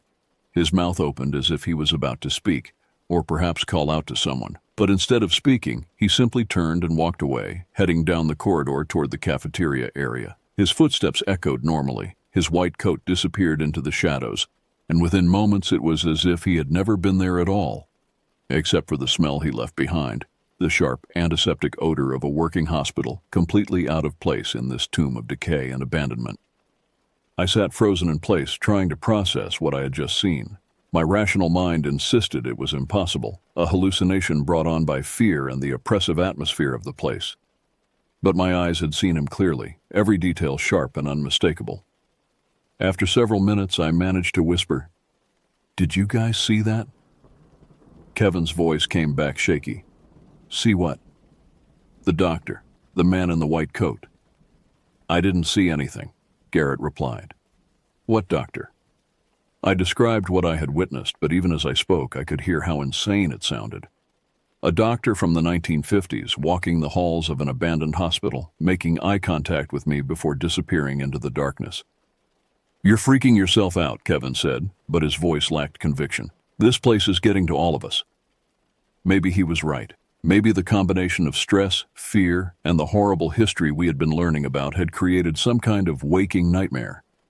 But I knew what I had seen, and I knew I wanted out of this place immediately. "We need to leave," I said. "Now. I don't care about the police." But even as I spoke, I realized the sounds inside the building had stopped. The footsteps, the moving furniture, the distant voices, everything had gone silent. The vehicle lights outside were still making their circuit. But whatever search had been conducted inside the hospital seemed to have ended. "Maybe they gave up," Garrett suggested hopefully. We waited another 10 minutes in silence, but the internal sounds didn't resume. Finally, Kevin made the decision for all of us. "We're turning ourselves in," he said. "This is getting too weird, and I'd rather deal with the cops than spend another minute in here wondering what else we might see." None of us argued. Whatever curiosity had brought us here was completely overwhelmed by the need to escape. We made our way back through the hospital corridors, retracing our path toward the window where we had entered. The emergency lights were still on, making navigation easier, but also casting everything in that sickly yellow glow that made the decay and destruction even more horrifying. As we walked past the room where I had found Catherine's diary, I could swear I heard something, a soft crying sound, like someone sobbing quietly. But when I stopped to listen, there was only silence. The treatment room seemed even more sinister in the harsh light. The electroshock machine's metal components gleamed dully, and the ice bathtubs looked like instruments of torture from some medieval dungeon. I found myself walking faster, eager to put distance between myself and the evidence of human cruelty we had discovered. When we reached the waiting room where we had first entered, I was surprised to see that the wheelchair in the center of the room had moved. It was now facing the window we had climbed through, as if positioned to watch our exit. "That wasn't like that before," I said, pointing to the wheelchair. Kevin shone his flashlight on it. "Are you sure?" I was sure, but I didn't want to argue. I just wanted out. We reached the window and Kevin climbed through first, dropping down to the ground outside. I went next, grateful to feel fresh air on my face and to be free of the oppressive atmosphere inside the building. Garrett was just starting to climb through when a powerful light suddenly blazed in our faces, temporarily blinding us. "Don't move," a voice shouted. "Keep your hands where I can see them." A police officer emerged from the shadows, his flashlight beam fixed on us. He was alone, which surprised me. Based on all the vehicle lights we had seen, I had expected multiple officers. He directed us to line up against the wall of the building while he called for backup. As we stood there, hands against the brick, I finally got a good look at our captor. He was young, probably not much older than us, and he looked nervous. His uniform was rumpled and his flashlight beam shook slightly as he held it on us. "Are there any others with you?" he asked. "We need to know if anyone else is inside." "No, it's just us three," I replied. "Why? Did you find someone else?" The officer's expression was puzzled. "We heard people moving around in there for the past hour, doors slamming, furniture being moved around. If it wasn't you guys, then who was it?" Kevin, Garrett, and I exchanged glances. "We heard it too," Kevin said slowly. "We thought it was you searching for us." The officer shook his head. "We never entered the building. We just drove around the perimeter with our spotlights, trying to get whoever was inside to come out voluntarily." A chill ran through me that had nothing to do with the night air. "You never came inside?" I asked. "No, department policy. That building's too dangerous. Structurally unsound, asbestos, lead paint. We're not authorized to enter unless there's an immediate life-threatening emergency." "Then who was making all the noise?" The officer was quiet for a long moment. "You really want to know what I think?" We nodded. "I think that place is haunted as hell. Every officer in this county has stories about Waverly. Lights turning on by themselves, sounds of people moving around inside, figures in the windows. We've had dozens of calls over the years from people who swear they've seen things." "What kind of things?" Garrett asked. "Doctors making rounds, patients in the windows, people in old-fashioned clothes walking the halls." He paused. "You see anything like that in there?" I thought about the doctor with the black eyes, the white coat that glowed in the emergency lighting, the way he had looked directly at me before walking away. "Yeah," I said quietly. "I saw something like that." The officer nodded as if this was exactly what he had expected to hear. "You're not the first. Probably won't be the last either." Backup arrived a few minutes later, and we were processed for trespassing. The charges were minor, community service and a fine, but the experience had shaken all of us deeply. Years later, I learned that our experience at Waverly Sanitarium had not been unique. The building had gained a reputation as one of the most haunted locations in the country, with dozens of paranormal investigation teams documenting similar encounters. I also learned more about the building's history. The tuberculosis sanitarium had indeed been a place of death and suffering, but the mental hospital years had been even worse. Patients had been subjected to experimental treatments, illegal drug trials, and procedures that amounted to torture. Many had died not from their mental illnesses, but from the treatments meant to cure them. The basement level that I had wanted to explore was eventually investigated by professional paranormal researchers. They found evidence of procedures that had never been officially documented: isolation cells, surgical suites for unauthorized experiments, and holding areas where patients had been kept for months without any record of their presence. The doctor I had seen matched descriptions given by other witnesses over the years. Always in the white coat, always carrying the medical bag, always with those terrible black eyes. Some researchers believed he was Dr. Edmund Hartwell, the hospital's chief psychiatrist during the 1950s and 1960s, who had committed suicide in his office after being investigated for patient abuse. But I didn't need researchers to tell me what I had experienced. I knew that Waverly Sanitarium was more than just an abandoned building. It was a repository of human suffering, a place where pain and death had soaked so deeply into the walls that they could never be completely erased. I drive past the hospital sometimes when I'm in that area, usually on my way to visit family. The building still stands, though it's more deteriorated now. The windows are all boarded up, and the grounds are completely overgrown. But sometimes, especially on dark nights like Devil's Night, I can still see lights moving in those windows, and I know that somewhere inside, in corridors that smell of antiseptic and despair, the doctor is still making his rounds, still carrying his medical bag, still searching for patients who need his particular brand of treatment. The living have abandoned Waverly Sanitarium. The dead never left.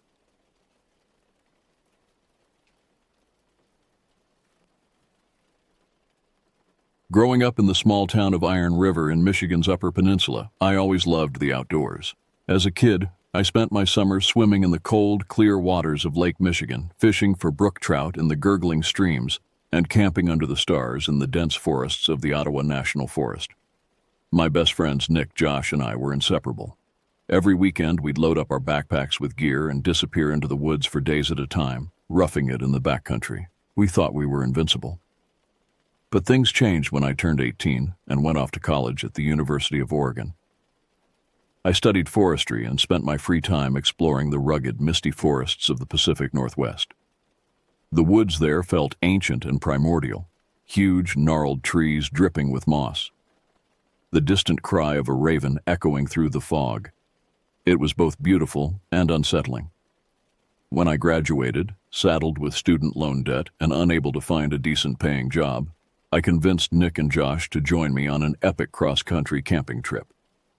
One last hurrah before we had to grow up and face the real world. We'd hit the most remote wilderness areas in the country, starting in Oregon, then heading to the forests of Pennsylvania, Wisconsin, and finally ending in the Blue Ridge Mountains of North Carolina. What I couldn't know then was that we were about to come face to face with an ancient evil lurking in the shadows of the forest, something straight out of the darkest folklore, and that it would change us forever, if we survived. We began our journey in mid-June, planning to spend a week trekking through each state's backcountry before moving on to the next destination. First up, the dense, rain-drenched, temperate rainforests of Oregon's coastal range. Damn, it's like something out of Jurassic Park, Josh said in awe as we hiked deeper into the old-growth forest of Siuslaw National Forest. Massive Douglas firs and Sitka spruces towered over us, their branches arching together hundreds of feet above our heads to form a thick green canopy. Prehistoric-looking ferns and skunk cabbage sprouted from the spongy, decomposing undergrowth. As the light faded and evening set in, we made camp in a mossy clearing alongside a fast-moving stream. The temperature dropped quickly in the damp air. While Nick and Josh sat around the campfire drinking whiskey, I wandered off into the darkening woods to gather more firewood. Bending to pick up a fallen branch, I suddenly froze. Shattering the stillness came a long, moaning cry that sent chills racing down my spine. It sounded almost human, but not quite. The wail rose in pitch before tapering off with a strangled gurgle. Then silence. Heart pounding, I grabbed the wood and hurried back to the safety of the fire. "Did you guys hear that?" I asked uneasily. "Hear what?" Nick said. "An elk bugling, maybe. There's a herd around here." An elk. Right, that had to be it. As unsettling as the cry had been, I forced myself to shrug it off. We were in the middle of nowhere after all. Of course we'd hear strange animal calls. But deep down, I couldn't shake the feeling that it had been something else. Something watching us from out there in the darkness, and that this was only the beginning. The next morning dawned cool and misty. Dew clung to our tents and soaked through our boots as we broke camp. I hadn't slept much, my mind replaying that eerie wail over and over. But in the light of day, it seemed far less menacing. Just a wild animal, I told myself firmly. We hiked deeper into the forest, following faint game trails that snaked between the massive furrowed tree trunks. By late afternoon, we reached our goal, a remote alpine lake, its surface like polished glass reflecting the snow-capped peaks towering above. "Damn! We've got the whole place to ourselves!" Josh crowed excitedly, dumping his pack on the pebbly shore. "Who wants to go for a swim?" "I'm in," Nick said, already yanking off his shirt. Normally, I'd have been the first one diving in, but a strange foreboding prickled the back of my neck as I gazed out across the mirrored surface of the water. "I think I'm going to take a pass," I said. "Didn't sleep great last night. Gonna rest up." "Suit yourself," Nick shrugged, wading in. The water barely rippled around his thighs. While they swam, I got a fire going and unpacked our food. The sun inched toward the jagged peaks, painting the sky in brilliant streaks of orange and pink. "Guys, chow time," I eventually called. No response. I I walked over to the shore, scanning the lake. Nothing but flat, glassy water stretching out before me. The hairs on my arms stood up. "Nick, Josh, quit messing around." My voice sounded high and thin in the waiting stillness. Silence. Then, somewhere out in the middle of the lake, a disturbance in the water, ripples radiating out. And suddenly Josh's head breaking the surface, mouth stretched wide in a scream. "Help! Nick! Oh God! It's got Nick!" I charged into the shallows, the icy water stealing my breath. Josh flailed and splashed, eyes rolling wildly. Then, in a surge of water, he vanished. The surface smoothed, tranquil once more. Alone on the shore, I stood frozen with horror and disbelief. Something had taken them, something in the dark water, pulling them down, down, down. How I made it back to civilization on my own, I'll never know. Those next hours were a panicked blur of crashing through the forest, their final screams ringing in my ears, my mind unable to process the enormity of what I'd just witnessed. I must have looked like a madman when I finally stumbled into a ranger station, raving about some unseen force snatching my friends from the remote mountain lake. I saw the looks the rangers exchanged as they listened to my disjointed story. Looks that said, "This guy's lost it." But they had to investigate. Of course, by the time the search and rescue team reached the lake the next day, there was no sign of Nick or Josh, no tracks or traces, no clues to what had taken them, like they had vanished without a trace. Trauma, the police said. Delayed drowning maybe, a terrible accident to be sure, but these things happened. 2 young men swimming in an ice-cold alpine lake after a few drinks, their muscles probably seized up. Tragic, but not uncommon. I knew none of their explanations could account for the sheer horror I'd seen in Josh's eyes in those final moments, or the feeling of a malevolent presence in those woods, watching us, hunting us. But I had no proof. And so I buried it deep, tried to move on, even as their loss left a void that could never be filled. After the funerals, unable to face the pitying stares and whispers, I fled back to my hometown in Michigan. But even there, the ghosts of that terrible day haunted my every step. I saw their faces in every shadow, heard their dying screams on the wind. I knew it was only a matter of time before the darkness found me again, before I had to face the nightmare that lurked in the forest once more. Months passed. The leaves turned, winter swept in with a vengeance. But even blizzards burying my hometown in deep snow couldn't blot out the memories. Finally, I couldn't take it anymore. I had to do something, or I'd go mad. And so I found myself back on the road, chasing the dead ends of obscure folklore and myths, trying to make some kind of sense out of what had happened, to find proof that I wasn't crazy, that Nick and Josh had been victims of something ancient and evil. Pennsylvania, Wisconsin, poring over moldering old books in small-town libraries, cornering locals in dive bars to pry out whispered legends of dark things stalking the forest. Everywhere, scraps and fragments of old stories, strange disappearances, trappers vanishing without a trace, inhuman shrieks echoing from the woods, but nothing concrete. Until an eccentric old hunter in the remote wilds of northern Wisconsin reluctantly shared a tale passed down in his family for generations. A story of a malevolent spirit said to haunt the forest, the Wendigo. It was once human, he told me, voice low and gravelly. But the hunger, the greed, the evil, it twisted them, turned them into something that ain't human no more. A soulless, ravenous thing, always hungering, pale as bone, teeth like needles, razor claws. It lures the unwary into the deep woods, mimics human voices, calls from the shadows, and then he trailed off, watery eyes haunted. They say it can't be killed. Fire's the only thing it fears. But God help you if it catches your scent. The Wendigo. I'd heard vague tales, always dismissed as myth.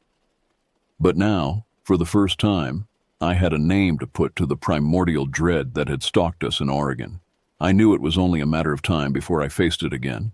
I had to be ready. Blowing the last of my meager savings, I outfitted myself as best I could for what was to come. Layers of thermal gear, fire starters, hatchets, hunting knives, climbing gear. If the Wendigo wanted me, I wouldn't go down without a fight. And so I found myself deep in the ancient mist-shrouded forests of the Blue Ridge Mountains in early spring. One last stop on my quest for answers before the thing in the shadows finally caught up with me. I'd rented a remote cabin, miles from any other living soul, surrounded by dense stands of hickory, pine, and fir, as far from help as I could get.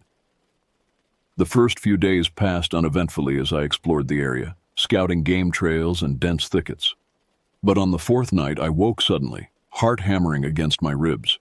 The fire had burned low, casting eerie shadows on the rough-hewn log walls.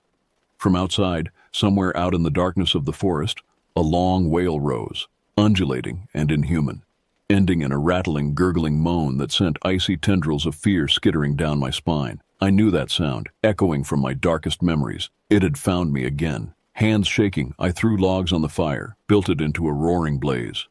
The flames beat back the darkness, pressing against the small cabin's windows. But the Wendigo was out there. I could feel its hunger, its simmering rage.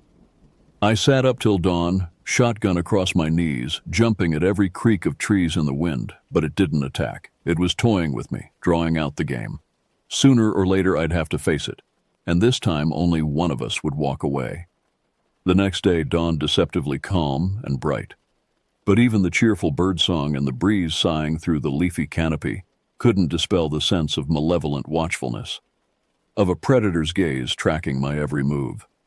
I knew I couldn't simply hunker down and wait for the Wendigo to make its move. Sooner or later I'd have to take the fight to it, draw it out of hiding. Before the waiting drove me mad.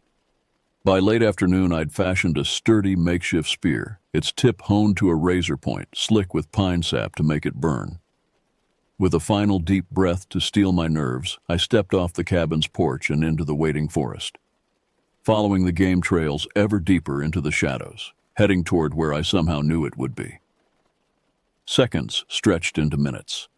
The sinking sun slanted through the trees, painting the forest floor in blood-red streaks. Birdsong faded. Even the breeze seemed to hold its breath.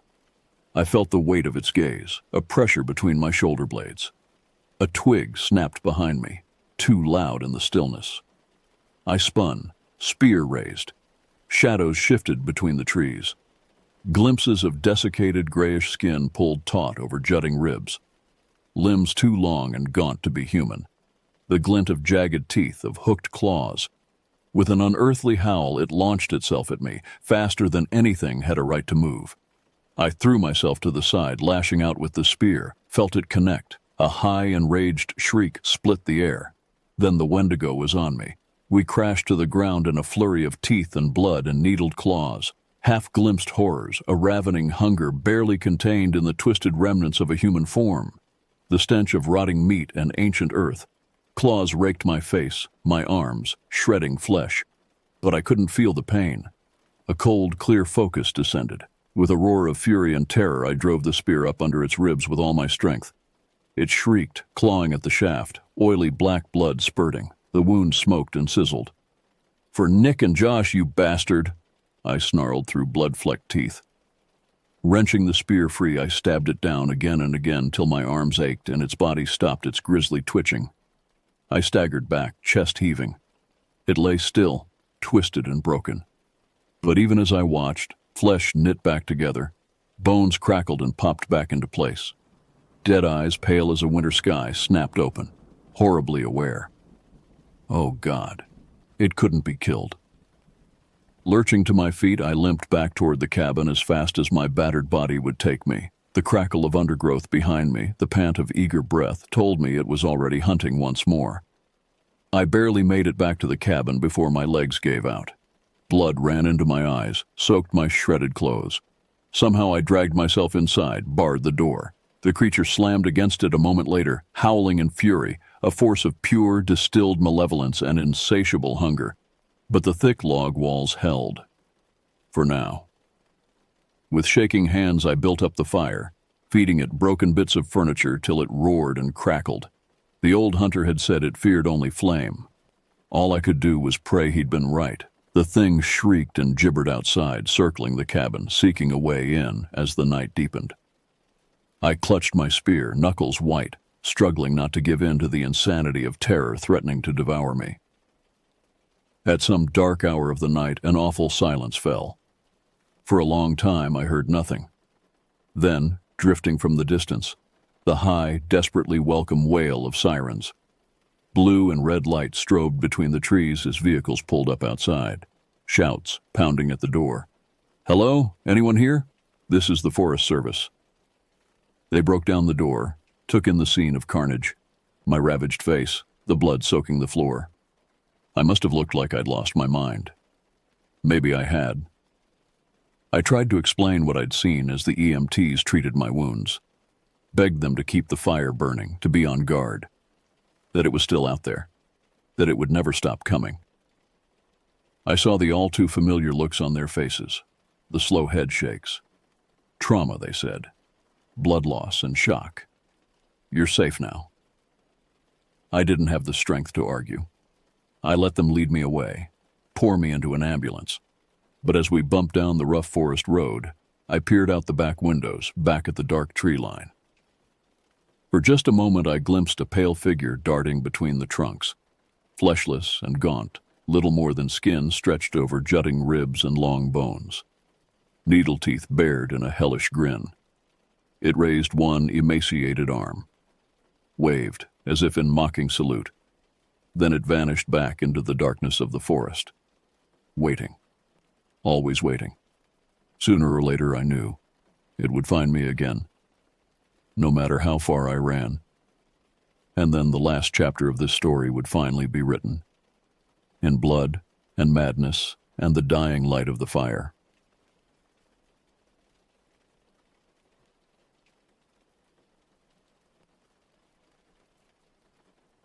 October 15th, 2023. I was 24 years old, and this marked my 6th year joining my best friend Riley on our annual trip to visit his grandparents in the remote mountains of northern Georgia. The small town of Cedar Falls wasn't much more than a collection of weathered buildings scattered along winding mountain roads, but it held a special place in both our hearts. Riley's grandfather, whom we called Pops, was a 73-year-old retired park ranger who had spent his entire life in these mountains. His stories of the wilderness, the changing seasons, and the wildlife that called these peaks home had shaped both Riley and me into the outdoor enthusiasts we'd become. The cabin sat on 12 acres of heavily forested land, surrounded by towering pines and ancient oaks that seemed to whisper secrets when the wind picked up. Every October, we'd make the 4-hour drive from Atlanta, leaving behind the chaos of city life for something more primitive, more real. This year felt different somehow, though I couldn't quite put my finger on why. Maybe it was the unseasonably warm weather, or perhaps the way the shadows seemed to stretch longer between the trees, but there was an undercurrent of unease that hadn't been there in previous years. Pops had aged noticeably since our last visit. His hands, once steady enough to thread a fishing line in complete darkness, now trembled slightly as he poured his morning coffee, but his eyes remained sharp, constantly scanning the tree line with the practiced awareness of someone who'd spent decades watching for danger in the wilderness. He'd been telling us stories all week about increased drug activity in the area, about hikers finding abandoned camps with suspicious equipment, about the kind of people who used the remote trails for purposes that had nothing to do with enjoying nature. "You boys need to be extra careful out there," he'd warned us repeatedly. "These mountains aren't as safe as they used to be. People are using the deeper trails for things that would make your skin crawl. I've reported 3 separate incidents to the sheriff's department this year alone. Camps with enough chemical residue to suggest serious manufacturing operations, and the kind of people who don't take kindly to unexpected visitors." Riley and I had laughed off his concerns initially, attributing them to the paranoia that sometimes comes with age and isolation. We were young, fit, and familiar with these mountains. What could possibly go wrong during a simple night hike? But as the week progressed, I found myself paying closer attention to Pop's warnings, noticing the way he checked and rechecked the locks on the cabin doors, the way he kept his old hunting rifle closer than usual, and the way he seemed to listen for sounds that weren't quite right. The decision to go on a night hike had been mine. I'd been feeling restless, cooped up in the cabin for days of unseasonably warm weather that made daytime hiking uncomfortable. The October nights had been perfect, cool enough to be comfortable, clear enough to see the stars, and quiet enough to hear the mountains breathe. Riley had been enthusiastic about the idea, and even Pops had agreed to join us, though he'd insisted on bringing equipment that seemed excessive for a simple walk in the woods. Night hiking is different, he'd explained as he packed his old military-grade night vision binoculars. Your senses get heightened, but your visibility gets compromised. You need to be prepared for anything. He'd also insisted we carry extra flashlights, a first aid kit, and his emergency whistle, the kind that could be heard for miles in the mountain stillness. As we prepared for our hike that evening, I couldn't shake the feeling that we were being watched. Several times throughout the day, I'd caught glimpses of movement in the tree line, just at the edge of my peripheral vision. When I'd looked directly, there was nothing there except the gentle sway of pine branches in the breeze. But the feeling persisted, a crawling sensation between my shoulder blades that made me constantly want to look over my shoulder. The sun had set completely by the time we loaded into Pop's old Ford pickup truck, its headlights cutting through the growing darkness as we made our way down the mountain road toward our chosen trail. The radio crackled with static-filled country music that seemed to fade in and out as we wound through the valleys. I sat in the passenger seat watching the darkness press in around us, while Riley occupied the space behind me, his excitement infectious despite my growing unease. "Remember the first time we did this?" Riley asked, his voice carrying the kind of nostalgia that comes with shared memories. "We were so scared of every little sound, jumping at shadows and convincing ourselves we were hearing things that weren't there." I remembered it well. We'd been 19 then, still young enough to believe that the woods held only the dangers we could see and understand. 5 years of these annual trips had taught us differently. The mountains held secrets, and some of those secrets were darker than others. Pops drove with the practiced ease of someone who knew these roads like the lines on his palm, but I noticed his knuckles were white against the steering wheel. He'd been unusually quiet during dinner, checking his watch frequently and glancing toward the windows as if expecting to see something that shouldn't be there. When I'd asked him about it, he'd simply said that the mountains had been talking differently lately, whatever that meant.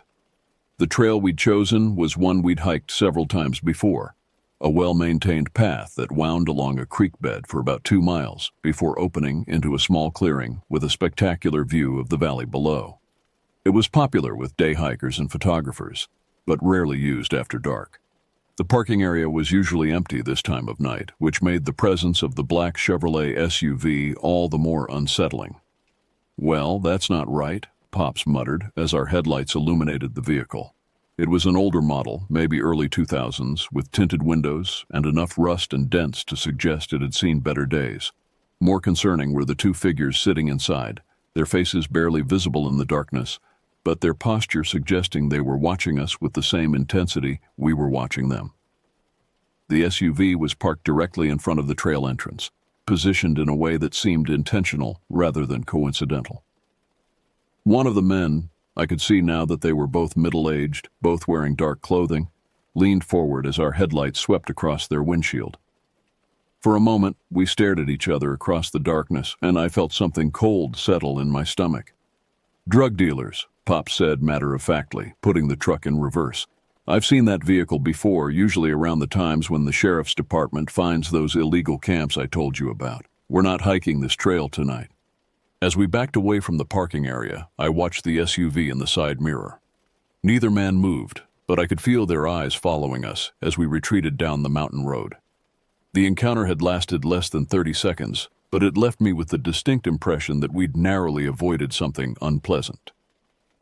"There's another trail about half a mile down," Pops explained as we drove away from the first location. "It's not as scenic, but it's got good elevation and decent views. More importantly, it's got multiple entry and exit points, which means we won't be trapped if someone decides to follow us." The second trail was accessed by a narrow dirt road that branched off from the main mountain highway. It was the kind of road that would be easy to miss unless you knew it was there, winding through dense forest before opening into a small clearing where hikers typically parked. Pops drove slowly, his headlights sweeping back and forth across the road surface, checking for fresh tire tracks or other signs of recent activity. "This is better," he said as we pulled into the clearing. "We can park here, about 50 feet back from the road, and start our hike from that trailhead over there." He pointed toward a barely visible break in the trees, where a worn path disappeared into the darkness. But as we climbed out of the truck, I couldn't shake the feeling that we hadn't left our problems behind. The encounter with the SUV had left me on edge, and every shadow seemed to hold potential threats.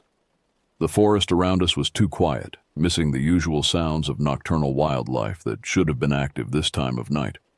The trail was rougher than I'd expected, winding through dense underbrush that seemed to reach out and grab at our clothing as we passed. Our flashlights carved narrow tunnels of light through the darkness, creating moving shadows that played tricks on our eyes and made every step feel uncertain. Pops led the way with the confident stride of someone who'd walked these mountains for decades, while Riley and I followed close behind, our breathing already becoming labored from the steep incline. The October air was crisp and clean, carrying the scent of fallen leaves and the distant smell of wood smoke from someone's fireplace. Under normal circumstances, it would have been perfect hiking weather, but tonight every breath felt charged with tension, every sound magnified by the darkness around us. I found myself constantly looking over my shoulder, unable to shake the feeling that we were being watched. "You boys are jumpy tonight," Pops observed, though his voice carried a note of understanding rather than criticism. "It's natural to be more alert when you can't see more than 10 feet in any direction. Your other senses compensate, pick up things you might miss during the day." He was right.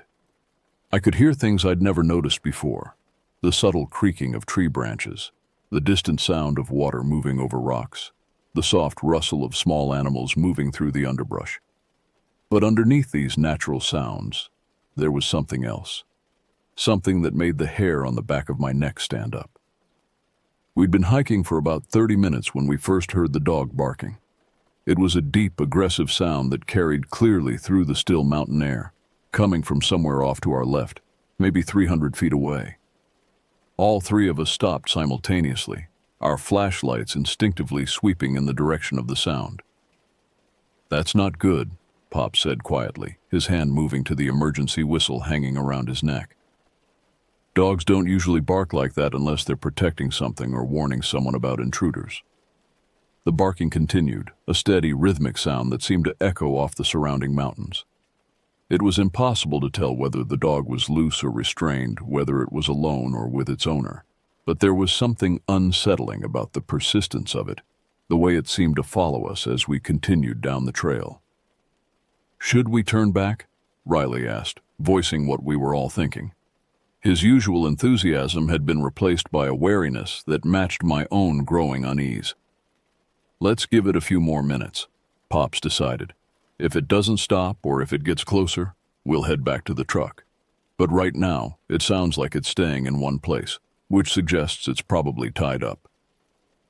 We continued hiking, but the barking had changed the entire dynamic of our trip. What had started as a peaceful evening walk had become something more tense, more uncertain.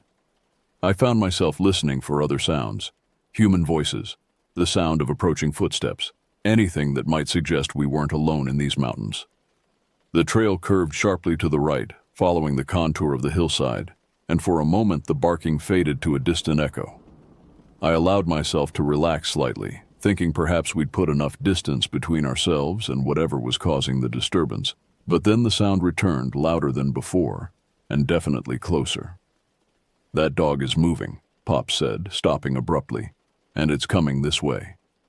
We stood in silence, listening to the approaching barks. They were getting closer, definitely getting closer, and now I could hear other sounds mixed in. The crash of something large moving through the underbrush, the snap of breaking branches, and underneath it all, what sounded like human voices.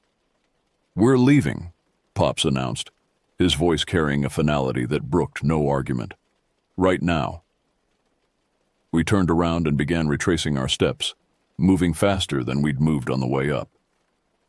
The barking followed us, sometimes closer, sometimes farther away, but always present. It was like being hunted, tracked by something we couldn't see but could definitely hear. As we hurried back down the trail, I couldn't help but think about Pops's warnings about drug activity in the area. Were we stumbling into something we weren't supposed to see? Had our innocent night hike brought us into contact with people who had reasons to avoid being discovered?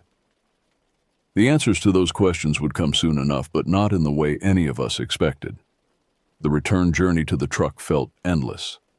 Every step seemed to take us farther from safety rather than closer to it, and the barking continued to follow us, sometimes echoing from one direction, sometimes from another, as if we were being surrounded. My heart hammered against my ribs as we picked our way down the rocky trail, our flashlights creating wild patterns of light and shadow that made it impossible to judge distances or identify potential threats. Pops had taken the lead, his 73-year-old body moving with surprising agility over the rough terrain. Years of hiking these mountains had left him with an instinctive understanding of how to navigate in the dark, where to place his feet to avoid loose rocks, which branches to duck under, and how to read the subtle changes in the trail surface that indicated obstacles ahead. "Almost there," he called back to us, his voice barely carrying over the sound of our labored breathing. "Another few hundred yards and we'll be back at the truck." But as we rounded the final curve in the trail, the beam of my flashlight caught something that made my blood freeze in my veins. There, parked directly behind Pops's truck, was a vehicle with its headlights on and its engine running. Even from a distance of nearly 1,000 feet, I could tell it was the same black SUV we'd encountered at the first trail. "Stop," Pops hissed, grabbing both Riley and me by the arm. "Get down and turn off your flashlights." We crouched behind a large boulder beside the trail, plunging ourselves into complete darkness. The sudden transition from light to dark left me temporarily blind, but my other senses immediately sharpened. I could hear the distant rumble of the SUV's engine, the continued barking of the dog somewhere in the forest behind us, and the rapid, shallow breathing of my companions. "How did they know we were here?" Riley whispered, his voice barely audible. "They followed us," Pops replied grimly. "Or they had someone watching the road, waiting to see where we went after we left the first trail. Either way, we're in trouble." The implications of our situation began to sink in. We were trapped on a remote mountain trail, surrounded by people who clearly didn't want us there, with no way to reach our vehicle and no cell phone coverage to call for help. The darkness that had seemed like a minor inconvenience now felt like a prison, hiding dangers we couldn't see or prepare for. "What do we do?" I asked, surprised by how calm my voice sounded despite the terror coursing through my system. "We wait," Pop said. "And we watch. Maybe they'll get bored and leave." But even as he spoke, I could tell he didn't believe it. There was something deliberate about the way they'd positioned themselves, something that suggested they were prepared to wait us out. They knew we had to come back eventually, and they were patient enough to wait for us to make the first move. Through the darkness, I could make out the faint glow of the SUV's headlights illuminating the area around our truck. The vehicle was positioned at an angle that would allow its occupants to see anyone approaching from the trail, but also provided them with a quick escape route if necessary. It was the kind of tactical positioning that suggested these weren't amateurs. Minutes passed with agonizing slowness. The barking behind us had stopped, but somehow that felt more ominous than when it had been constant. Had they called off their dog? Were they moving into position around us? Every shadow seemed to hide a potential threat. Every sound carried the possibility of discovery. Then, to my absolute horror, the SUV began to move. Instead of backing up and leaving as we'd hoped, it drove around our truck and started heading directly toward us down the trail. The headlights swept back and forth across the narrow dirt road, searching for signs of our presence. "Move!"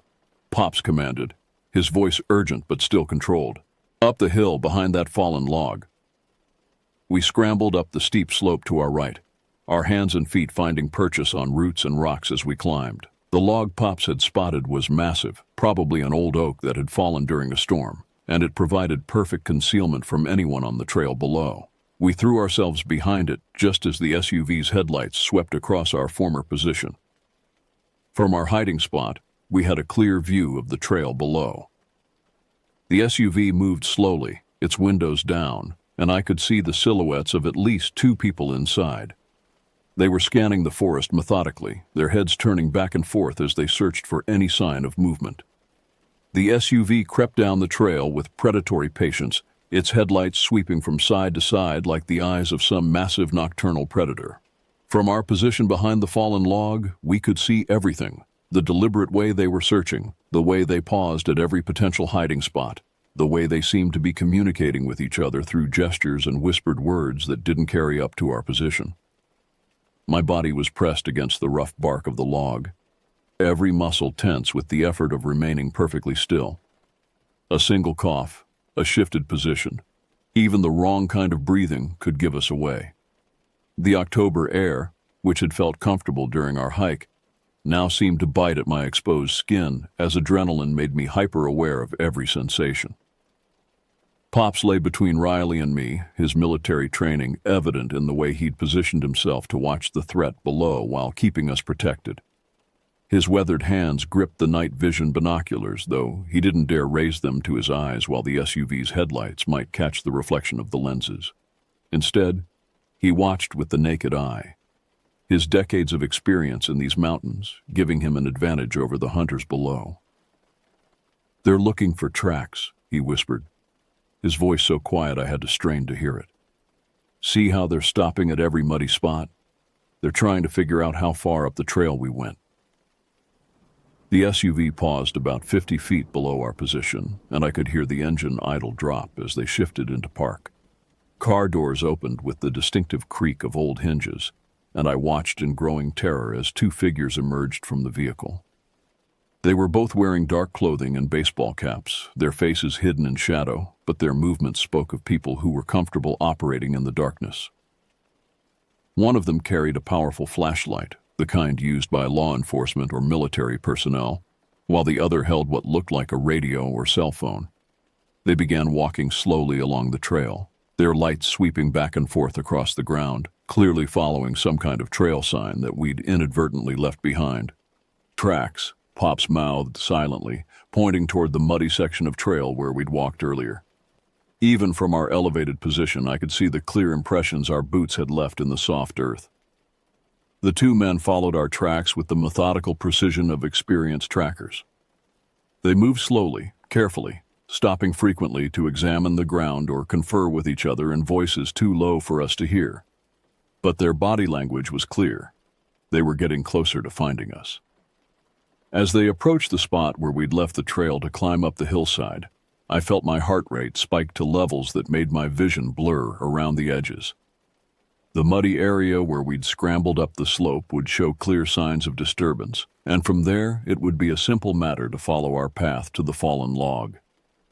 "When they find our tracks going up the hill," Pops whispered, his voice barely audible, "we move, quietly but quickly. There's another trail about 100 yards that way." He pointed deeper into the forest, away from our current position. The man with the flashlight reached the base of our hill and immediately stopped. His light swept across the disturbed earth where we'd climbed, and I could see him gesture to his companion. They'd found our escape route. "Now," Pops breathed. We began moving, staying low and trying to step only on solid ground that wouldn't show our passage. The fallen log had been our salvation, but now it was about to become our prison if we didn't move quickly enough. Behind us, I could hear the two men beginning their own climb up the hillside, their progress marked by the snap of breaking branches and the soft thud of boots on earth. The forest around us was a maze of trees, rocks, and underbrush that seemed designed to trip us up and slow our progress. Without flashlights, we were moving almost entirely by feel, our hands extended in front of us to avoid walking into trees, our feet testing each step before committing our full weight. But our pursuers had no such limitations. Their flashlights cut through the darkness like swords, and I could see the beams getting closer to our position. They were moving faster than we were, more confident in their ability to navigate the terrain, and they clearly had experience in this kind of pursuit. "The trail," Pops gasped, pointing toward a break in the trees that I couldn't see but had to trust was there. 50 more yards. Those 50 yards felt like 50 miles. Every step was a gamble, every breath a risk of discovery. The flashlight beams were getting closer, and I could hear voices now, not words, but the tone and cadence of people coordinating a search. The secondary trail Pops had mentioned was little more than a deer path, barely wide enough for single file and carpeted with fallen leaves that rustled with every step. In daylight, it would have been challenging to follow. In the darkness, with adrenaline making our movements clumsy and fear making every shadow seem like a threat, it was nearly impossible.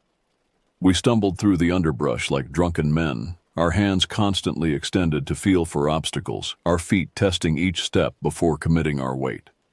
Behind us, the pursuit continued, marked by the sweep of flashlight beams and the occasional crack of branches as our hunters made their way through the forest. "They're not giving up," Riley whispered, his voice tight with exhaustion and fear. We'd been moving for what felt like hours, though it had probably been less than 30 minutes. The physical exertion of climbing through rough terrain in complete darkness was taking its toll on all of us. Pops paused ahead of us, his hand raised in a gesture for silence. We froze, listening to the sounds of the night around us. The forest had gone quiet. Even the usual sounds of nocturnal wildlife had been stilled by the presence of too many humans moving through their territory. "There," Pops pointed toward a faint glow visible through the trees. "That's the main road. If we can get there, we can flag down help." But as we watched, the glow began to move. It wasn't stationary lighting from the road. It was the headlights of a vehicle moving slowly along the mountain highway. And as it drew closer, I could see that it was searching, its headlights sweeping back and forth across the forest edge, just as the SUV had done on the trail. They have more people, I realized with growing horror. They're not just following us on foot. They have someone watching the road. The implications were terrifying. We weren't dealing with opportunistic criminals who had stumbled across our presence. This was coordinated, planned, and executed with a level of organization that suggested serious criminal activity. We had walked into something much bigger and more dangerous than a simple drug operation. "How many of them are there?" Riley asked, voicing what we were all thinking. "Doesn't matter," Pops replied grimly. "We need to find another way out." But our options were rapidly disappearing. The terrain around us was becoming increasingly difficult. Steep slopes covered with loose rocks that would create noise with every step, dense thickets that would slow our progress to a crawl, and areas of exposed rock that would leave clear tracks for our pursuers to follow. The vehicle on the road had stopped directly opposite our position, its headlights now stationary and pointed into the forest. I could see figures moving around the vehicle, and what looked like the distinctive outline of someone setting up some kind of equipment. "Night vision," Pop said, recognizing what I was seeing. "They're setting up night vision equipment to scan the forest." The technology gap between us and our pursuers was becoming apparent. We had 3 small flashlights that we couldn't use without giving away our position, while they had powerful searchlights, night vision equipment, and multiple vehicles. It was like being hunted by a military unit while armed with nothing but our wits and our knowledge of the terrain. "There's a creek about half a mile that way," Pops pointed toward what looked like impenetrable darkness. "If we can get there, we can follow it downstream. Water won't hold our tracks, and the sound of moving water will mask our movement." Half a mile had never sounded so far. The terrain between us and the creek was some of the roughest in the area. Steep slopes, thick underbrush, and multiple rocky outcroppings that would be treacherous to navigate in daylight, let alone in complete darkness, while being pursued by people with superior equipment and numbers. But we had no choice. The alternative was to remain in place and hope our pursuers would give up, which seemed increasingly unlikely given the resources they were putting into finding us. Or we could try to surrender, but given what we'd stumbled into, that seemed like an option that would end badly for all of us. "Stay close," Pops instructed, "and whatever happens, don't make any noise. They're listening for us now." We began moving again, this time with even more caution than before. Every step was calculated, every breath controlled. The darkness around us was complete, forcing us to rely on senses that felt inadequate for the task at hand. Behind us, the search continued. I could hear voices calling to each other, the sound of vehicles moving along the road, and the occasional crack of someone moving through the underbrush. They were methodical, professional, and persistent, and they were getting closer.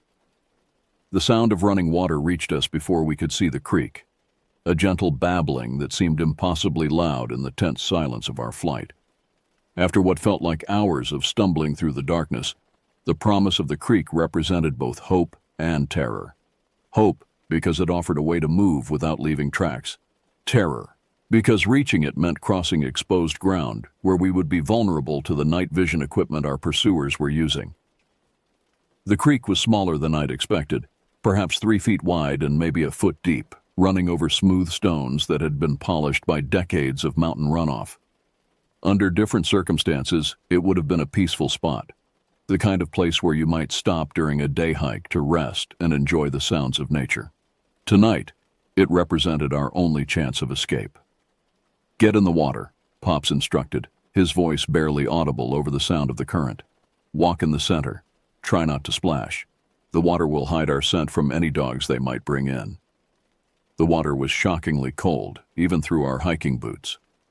October mountain water carries the bite of approaching winter, and within seconds my feet began to go numb. But the discomfort was nothing compared to the relief of knowing we were leaving no tracks for our pursuers to follow. We moved downstream in single file, Pops leading the way with the sure-footed confidence of someone who had spent his life in these mountains. The creek bed was treacherous, loose stones that shifted underfoot, sudden drops that could send you tumbling, and overhanging branches that seemed to reach out from the darkness to grab at our clothing. "This creek connects to the main river about 2 miles downstream," Pops explained in a whisper. "There's a bridge there, and a road that leads back to town. If we can make it that far, we can get help." 2 miles had never sounded so far. Every step was a battle against the current, the cold, and the darkness. My feet were completely numb now, and I could feel the beginning of hypothermia creeping into my legs. But behind us, the search continued, and the alternative to pressing on was unthinkable. As we followed the creek downstream, pieces of the puzzle began to fall into place. The organized nature of our pursuit, the multiple vehicles, the professional equipment. This wasn't random criminal activity. We had stumbled into something much bigger, much more dangerous. "Pops," I whispered during a brief stop to rest, "what do you think they're doing out here?" His face was grim in the faint starlight. "I think we found one of those manufacturing operations I've been reporting to the sheriff, and I think they're willing to do whatever it takes to protect it." The implications were chilling. We weren't just dealing with drug dealers or petty criminals. We were dealing with people who had invested serious resources in their operation, people who had too much to lose to let witnesses walk away. "The dog we heard earlier," Riley said suddenly, "it wasn't just barking at us, it was alerting them to our presence." That made sense. The persistent barking, the way it had seemed to follow us, the way it had stopped just before the SUV appeared, it had all been coordinated. We had walked into a trap that had been set long before we'd even decided to go hiking. "They've been watching the trails," Pops realized, "probably for weeks or months. Anyone who gets too close to their operation becomes a target." The creek curved sharply to the left, following the natural contours of the mountain. As we rounded the bend, I could see lights in the distance, not the searching beams of our pursuers, but the steady glow of civilization, street lights, house lights, the blessed promise of safety and help. "The bridge," Pops pointed toward a structure barely visible in the darkness. "We're almost there."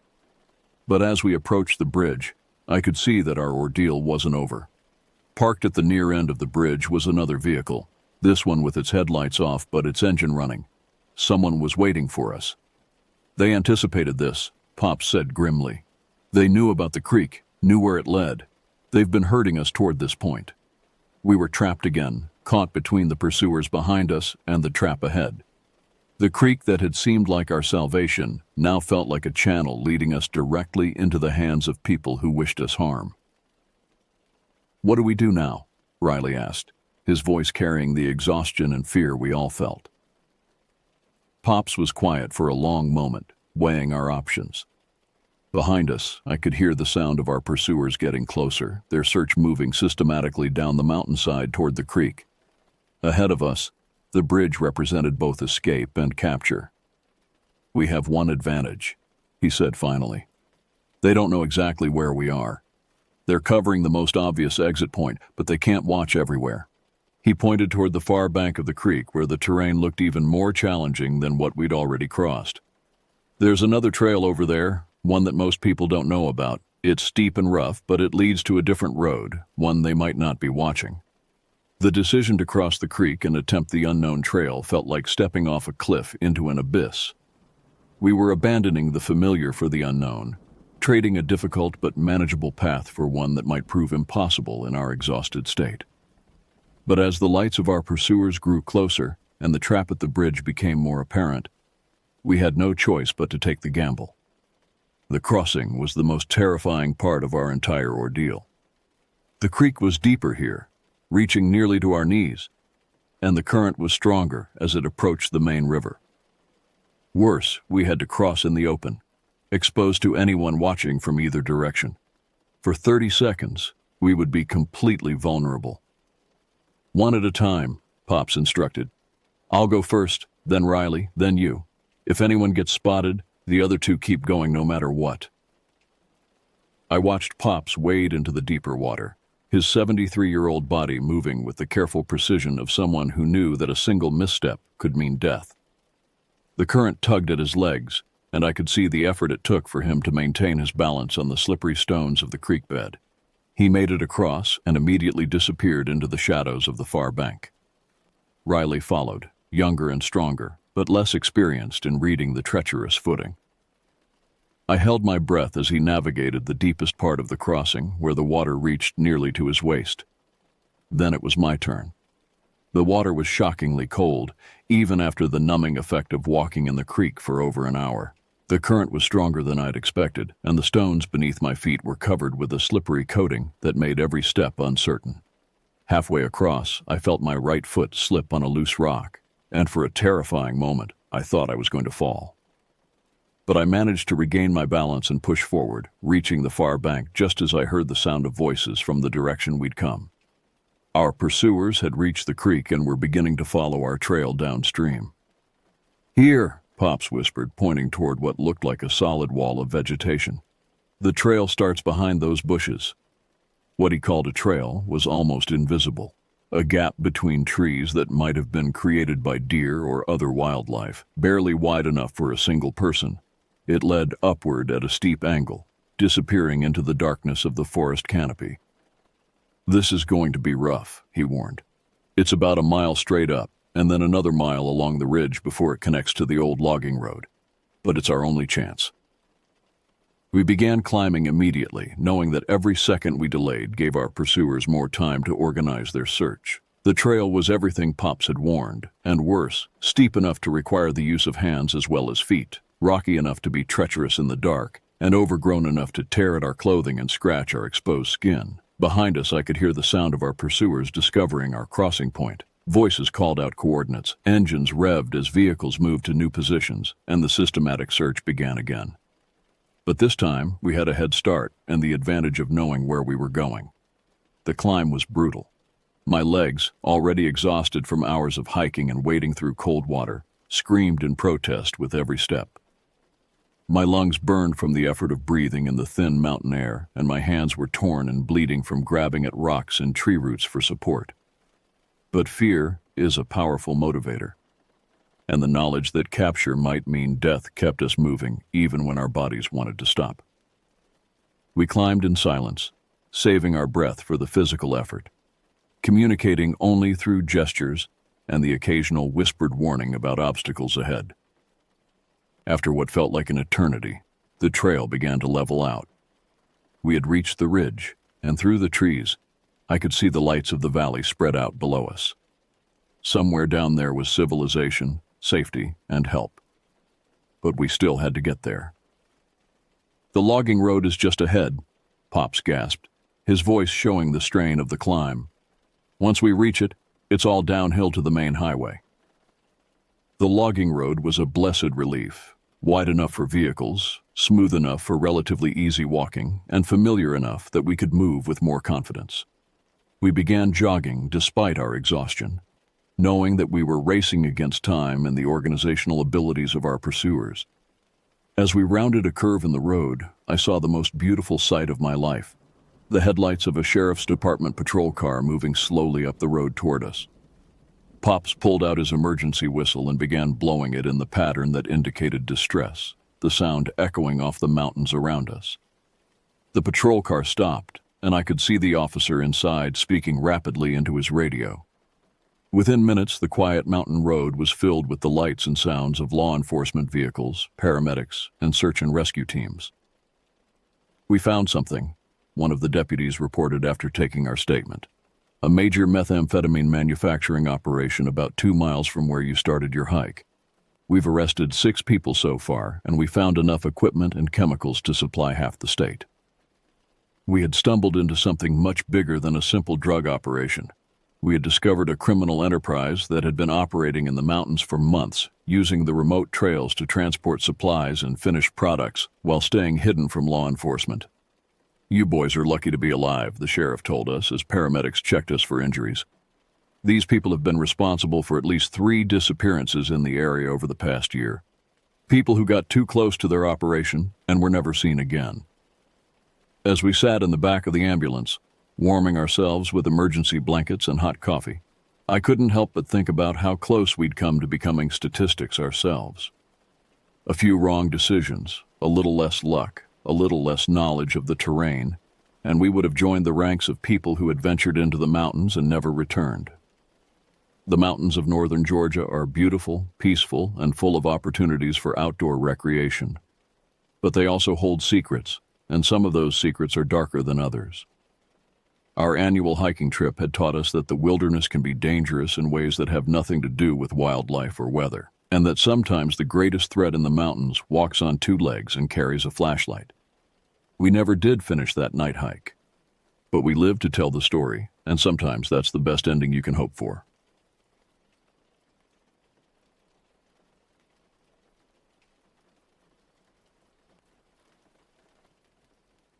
I remember the spring of 2014 vividly, when I was 14 years old and in my final year at St. Agnes Catholic Elementary School in Burlington, Ontario. Our lakeside city, nestled comfortably between Hamilton and Toronto, had always felt safe and predictable. The biggest excitement most of us experienced was the occasional storm rolling in from Lake Ontario, but even those seemed tame compared to what awaited us. Every year, the 8th grade students at our school looked forward to 2 traditional trips. The first, in autumn, was a mandatory religious retreat about 40 minutes from the city. 3 days of forced participation in Christian fellowship activities that none of us particularly enjoyed. It was essentially an extended religion class disguised as camping, complete with morning prayers, Bible study sessions, and team-building exercises that revolved around faith and moral character. The second trip, however, was the one we all anticipated, a weekend in Ottawa during late spring. Previous classes had spent their time exploring Parliament Hill, visiting the Canadian Museum of History, and wandering through Byward Market. It was educational but fun, urban but manageable. We had spent months planning what we would do, which museums we would prioritize, what souvenirs we might buy. Then, in early March, our homeroom teacher, Mrs. Kowalski, made an announcement that changed everything. Due to budget constraints and scheduling conflicts with other schools, our Ottawa trip had been canceled. Instead, we would be taking a second camping trip, this one to Algonquin Provincial Park, approximately 4 hours north of Burlington. The collective groan that escaped from our classroom was audible down the hallway. Algonquin Park was wilderness, real wilderness, dense forests, isolated lakes, and minimal cell phone coverage. For a group of suburban kids who considered a power outage during a thunderstorm to be roughing it, this was devastating news. My stomach dropped particularly hard because my family had always been adamantly opposed to camping. My parents, both accountants who preferred their nature experiences to come with indoor plumbing and climate control, had successfully avoided any outdoor adventures throughout my childhood. The closest I had come to sleeping outdoors was the time our air conditioner broke during a July heat wave, and we had slept in the backyard for one night before my father caved and booked us into a hotel. Mrs. Kowalski tried to maintain enthusiasm as she described the camp facilities at Algonquin. There would be cabins, she assured us, not tents. There was a mess hall for meals, proper bathroom facilities, and organized activities led by experienced camp counselors. She made it sound almost civilized, but I could see the doubt in her eyes. This was uncharted territory for all of us. The weeks leading up to the trip were filled with anxious preparation. Parents organized shopping expeditions for sleeping bags, flashlights, and insect repellent. My mother, clearly as nervous as I was about the whole endeavor, purchased enough supplies to outfit a small expedition team. She packed multiple flashlights with extra batteries, industrial-strength bug spray, a first aid kit that could stock a small clinic, and enough non-perishable snacks to feed me for a week. My father, attempting to be supportive, shared stories of his own childhood camping experiences in northern Ontario with his grandfather. These tales, meant to be reassuring, instead filled me with dread. He described waking up to find raccoons had ransacked their campsite, getting lost on hiking trails that seemed to shift and change in the darkness, and the unsettling way sounds carried differently in the deep forest at night. The thing about being in real wilderness, he told me the night before we left, is that you remember you're not at the top of the food chain anymore. You're just another small creature trying to survive until morning. His words, intended as wisdom, settled into my chest like cold stones. The bus ride to Algonquin Park stretched endlessly through changing landscapes. We left Burlington's familiar suburbs behind, passing through small towns that grew progressively more rural, until eventually the spaces between buildings expanded into vast stretches of untamed forest. The trees seemed to press closer to the highway with each passing mile, their branches creating a canopy so thick that even the midday sun struggled to penetrate. My classmates' initial excitement gradually gave way to nervous energy as the civilization disappeared behind us. The usual chatter and laughter became forced, punctuated by long periods of silence as we stared out the windows at the seemingly endless wilderness. Even our most confident and outgoing students began to look uncertain. Camp Kachikanichek sat on the shores of a lake so remote it didn't appear on most standard maps. The name, according to our counselor orientation packet, meant Place of Spirits in Algonquin, though no one seemed particularly eager to elaborate on that translation when we asked. As our bus rumbled down the narrow gravel access road, the first thing that struck me was the overwhelming silence. In Burlington, there was always background noise, traffic, lawnmowers, neighbors, the distant hum of the QEW highway. Here, when our bus engine finally died, the quiet was so complete it felt oppressive, as though the forest was holding its breath, waiting for something. The camp itself looked like it had been carved reluctantly from the surrounding wilderness. The main buildings, a large mess hall, bathroom facilities, and the camp office, were constructed from weathered logs that had darkened with age and moisture. They appeared to be barely holding their ground against the encroaching forest, as though nature was patiently waiting to reclaim what had been taken. The counselors who greeted us seemed friendly enough, but there was something in their manner that felt rehearsed, almost desperate. They smiled too widely and spoke too loudly, as though trying to convince themselves as much as us that this was going to be a wonderful experience. The head counselor, a tall man named Mr. Bramley, with prematurely gray hair and weathered hands, gave us the standard orientation speech about rules, safety, and the importance of staying together. But it was the way his eyes kept darting toward the tree line while he spoke that made me uneasy. The cabin assignments were read aloud in front of the mess hall. As Mrs. Kowalski had promised, boys and girls were housed separately. The girls' cabins were built on stilts near the lake, elevated above the ground with proper stairs and railings. They looked almost quaint, like something from a summer camp brochure, complete with window boxes and cheerful yellow paint. Our cabin assignments were different. The boys' cabins were situated further from the lake, closer to where the forest began to thicken into true wilderness. When they called my name along with 4 other boys, David, Kevin, Brett, and Connor, I felt a sinking sensation as we were directed toward the cabin furthest from the main camp area. Cabin 7 sat at the end of a winding gravel path, almost hidden among the trees. Unlike the girls' elevated structures, ours was built directly on the ground, constructed from what appeared to be mismatched lumber and materials salvaged from other projects. The roof sagged slightly in the middle, and the walls looked like they had been assembled by someone whose primary concern was speed rather than craftsmanship. The windows were nothing more than openings, covered with thin mesh screens that had several tiers and holes. The front door, painted a faded green that was peeling away in large flakes, hung slightly crooked on its hinges. When Connor tried to close it properly, it became clear that the door frame had warped over time, leaving a gap of nearly 2 inches along one side. "Well," David said, trying to maintain optimism as we surveyed our accommodations, "at least we won't have to worry about overheating." The interior was sparse but functional. 5 narrow beds with thin mattresses lined the walls, each with a small wooden shelf for personal belongings. A single bare bulb hung from the ceiling, controlled by a switch near the door that, when tested, produced only a weak flickering light that seemed to emphasize the shadows rather than eliminate them. But it was the silence that bothered me most.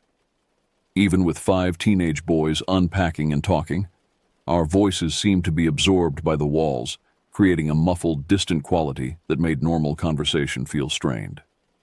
Outside, the forest pressed close enough to the windows that we could see individual leaves and branches, creating the sensation that we were being watched by countless unseen eyes. As evening approached and we made our way to the mess hall for dinner, I noticed details that the initial orientation had glossed over. Scratches on some of the cabin walls that looked too deliberate to be accidental, posted signs that warned against wandering off alone, with consequences that seemed disproportionately severe for a school camping trip. And everywhere, the feeling that this place existed in uneasy cooperation with something much larger and less friendly than ourselves. The forest seemed to grow darker and more dense as the sun began to set, transforming from a pleasant backdrop into something that felt actively hostile. Trees that had appeared normal during daylight now loomed like sentries, their branches creating shapes and shadows that suggested movement where there should be none. Dinner in the mess hall that first evening was a subdued affair. The building itself was larger than it had appeared from outside, with long wooden tables arranged in rows, and a serving area that reminded me of our school cafeteria, only more primitive. The walls were decorated with faded photographs of previous camp groups, their faces bright with forced smiles that seemed somehow desperate when viewed in the flickering fluorescent lighting. The meal was simple but adequate: hamburgers, potato salad, and corn on the cob, though I noticed several of my classmates picking at their food without much appetite. The combination of nervous energy and the strange, almost medicinal taste of the lake water was making it difficult for anyone to eat normally. Mr. Bramley stood at the front of the hall as we finished eating, clapping his hands together to get our attention. The sound echoed strangely in the large space, seeming to hang in the air longer than it should have. "Now then," he began, his voice carrying that same forced enthusiasm I had noticed during our arrival. "We have a special evening activity planned for tonight. It's a camp tradition that we share with all our visiting groups." He paused, scanning our faces with an expression that I would later recognize as someone gauging an audience's readiness for something unpleasant. "You see, these woods have been home to many people over the years. Native tribes, fur traders, loggers, and even some folks who chose to make this wilderness their permanent home. One such person still lives here, deeper in the forest than most people ever venture." Several of my classmates exchanged glances. Mrs. Kowalski, sitting at the teacher's table, looked as though this was the first she was hearing of this particular tradition. "We call him the Hermit of Algonquin," Mr. Bramley continued, his voice dropping to what he probably thought was a dramatic whisper. "He's been living out there for decades, completely self-sufficient, surviving off the land. He's harmless, of course, but he doesn't particularly enjoy company.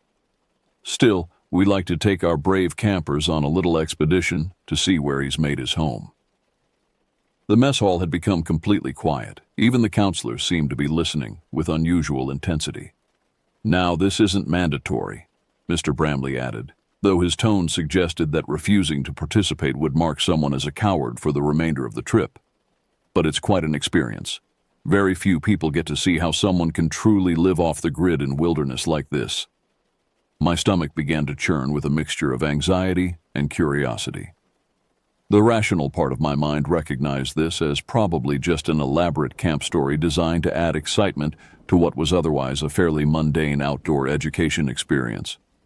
But something about Mr. Bramley's delivery and the way the other counselors were watching us suggested there was more truth to this story than I wanted to believe. "We'll be leaving in about 30 minutes, he announced. "Dress warmly, bring your flashlights, and remember, we stay together as a group. No wandering off, no matter what you might see or hear." The way he emphasized those last words made the hair on the back of my neck stand up. As we returned to our cabins to prepare for the night expedition, the conversations among my classmates had taken on a different quality. The usual bravado and jokes were replaced by genuine nervousness and speculation about what we might encounter. Some students seemed excited by the prospect of adventure, while others looked like they were seriously considering claiming illness to avoid the whole experience. David, who had been appointed as our unofficial cabin leader due to his size and generally calm demeanor, tried to maintain group morale as we gathered our flashlights and extra clothing. "It's probably just some old guy who lives in a cabin," he said, though his voice lacked conviction. "They're just trying to make it sound scary to give us a good story to tell when we get home." Kevin, who had been unusually quiet since our arrival, spoke up from his bed near the window. "My cousin went to a camp in Muskoka last summer. They had a similar story about someone living in the woods. Turned out it was just one of the counselors dressed up to scare the kids." This explanation seemed reasonable and helped settle some of our nerves. As we prepared to leave the cabin, Brett tested his flashlight for the third time, while Connor double-checked that he had extra batteries in his jacket pocket. But as we opened our poorly fitting door and stepped out into the evening air, the forest around us had transformed completely. What had been merely dense and uninviting during daylight had become something altogether more menacing. The trees seemed taller and more closely packed, their branches interweaving overhead to create a canopy so thick that stars were visible only in small patches. More disturbing was the quality of the darkness itself. It wasn't simply the absence of light, but seemed to have substance and weight, pressing against us from all directions. Our flashlight beams, which had seemed adequate when tested inside the cabin, now appeared weak and ineffective, creating small pools of visibility that only emphasized how much we couldn't see. The other groups were gathering near the mess hall, their own flashlights creating a constellation of moving lights that provided some comfort. But even with 30 students and several adults, we seemed like a very small presence in a very large and indifferent wilderness.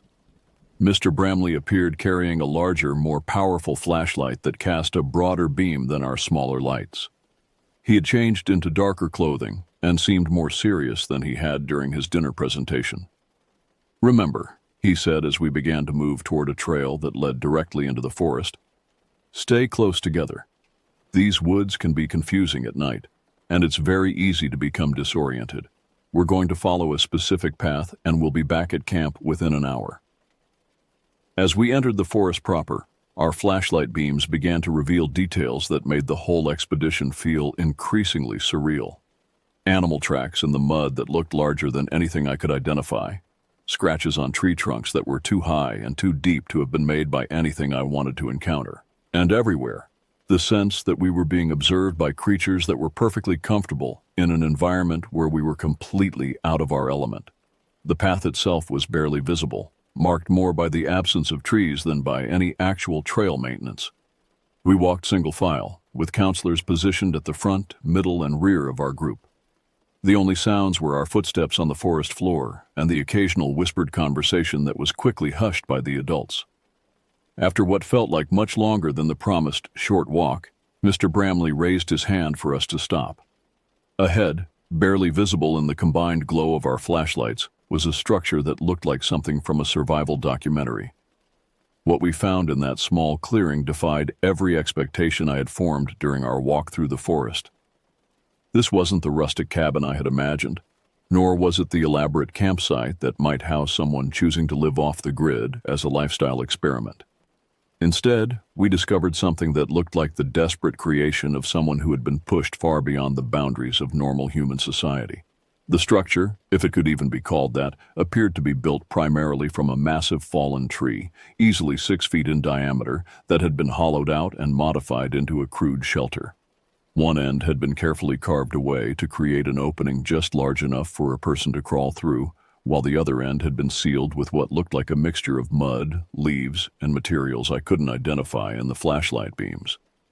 Smaller logs and branches had been arranged around the main trunk to create walls and partitions, forming additional spaces that extended the living area. Everything was held together with rope, wire, and what appeared to be strips of fabric or leather. The construction showed clear evidence of both ingenuity and desperation. It was the work of someone who understood how to survive in the wilderness, but had been forced to do so with whatever materials they could find or create. but it was the details surrounding the main shelter that made the whole scene truly unsettling. Scattered throughout the clearing were dozens of smaller constructions, elaborate arrangements of sticks, stones, and bones that had been assembled into patterns that suggested meaning without making any sense. Some looked like warning markers, others resembled primitive art installations, and still others seemed to serve purposes that I couldn't begin to guess. Hanging from the trees around the perimeter were collections of objects that caught and reflected our flashlight beams in disturbing ways. Metal cans and pieces of glass had been arranged to create wind chimes that would catch even the slightest breeze, producing soft, dissonant sounds that seemed designed to alert the inhabitant to any approaching presence. Strips of fabric and plastic had been woven between branches to create barriers that would be impossible to pass through silently. "This is where he lives," Mr. Bramley whispered, his voice carrying a mixture of awe and unease that was far different from his earlier theatrical delivery. "He's been out here for more than 20 years, completely self-sufficient." As our eyes adjusted and we examined the scene more carefully, the sophistication of the survival setup became more apparent. There were clear areas designated for different purposes: food preparation, tool storage, water collection. A complex system of tarps and carved channels directed rainwater into containers made from what looked like repurposed industrial materials. Everything showed signs of constant use and careful maintenance. But there were also details that suggested something beyond simple wilderness survival. Scratches and markings on many of the trees looked deliberately placed, forming patterns that might have been some kind of primitive communication system or territorial marking. Animal skulls and bones had been arranged in specific configurations that seemed too organized to be random, too purposeful to be mere decoration. "Does he know we're here?" asked one of the girls from the group ahead of us, her voice barely audible above the soft sounds of the wind chimes. "Oh, he knows," Mr. Bramley replied, and there was something in his tone that made several of us instinctively move closer together. "He always knows when people are in his territory, but he doesn't usually show himself unless he wants to be seen."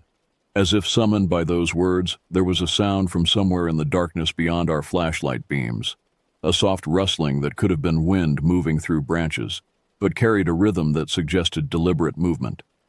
Several of us immediately swung our lights toward the sound, but the beams revealed only more trees and deeper shadows. "We should head back now," Mr. Bramley announced, his earlier enthusiasm replaced by what sounded like genuine nervousness. "We've seen what we came to see." The return journey felt completely different from our approach. Where the walk into the forest had been filled with anticipatory anxiety, the walk back was charged with the feeling that we were being followed. Every few minutes, someone would hear a sound, a branch breaking, leaves rustling, or what might have been footsteps, that would cause the entire group to pause and listen before continuing. My own senses seemed heightened to an almost painful degree. Every shadow suggested movement, every sound carried the possibility of threat. The forest, which had merely felt unfamiliar during our approach, now felt actively hostile, as though our presence had disturbed something that was better left undisturbed. David, walking beside me, was the first to voice what several of us were thinking. "Did you see anyone back there?" he whispered. I kept thinking I saw someone moving around the edges of the clearing. I had experienced the same sensation, brief glimpses of movement that disappeared the moment I tried to focus on them. It was impossible to tell whether we had actually seen anything or whether our imaginations had been influenced by the strange environment and Mr. Bramley's storytelling. "Probably just shadows," I replied, but my voice lacked conviction even to my own ears. Connor, who had been walking behind us, caught up and joined our whispered conversation. The counselors seemed nervous too. "Did you notice how quickly they wanted to leave once we got there?" It was true. The adults who had seemed confident and in control during the dinner presentation had appeared genuinely unsettled by the time we reached the hermit's dwelling. Their jokes and casual comments had stopped completely, replaced by the focused attention of people who were operating in an environment where dangers were real and immediate. As we finally emerged from the forest and could see the lights of the camp buildings ahead, there was a collective sense of relief that was impossible to hide. Students who had been trying to maintain brave facades throughout the expedition now openly expressed their eagerness to be back in civilization, such as it was.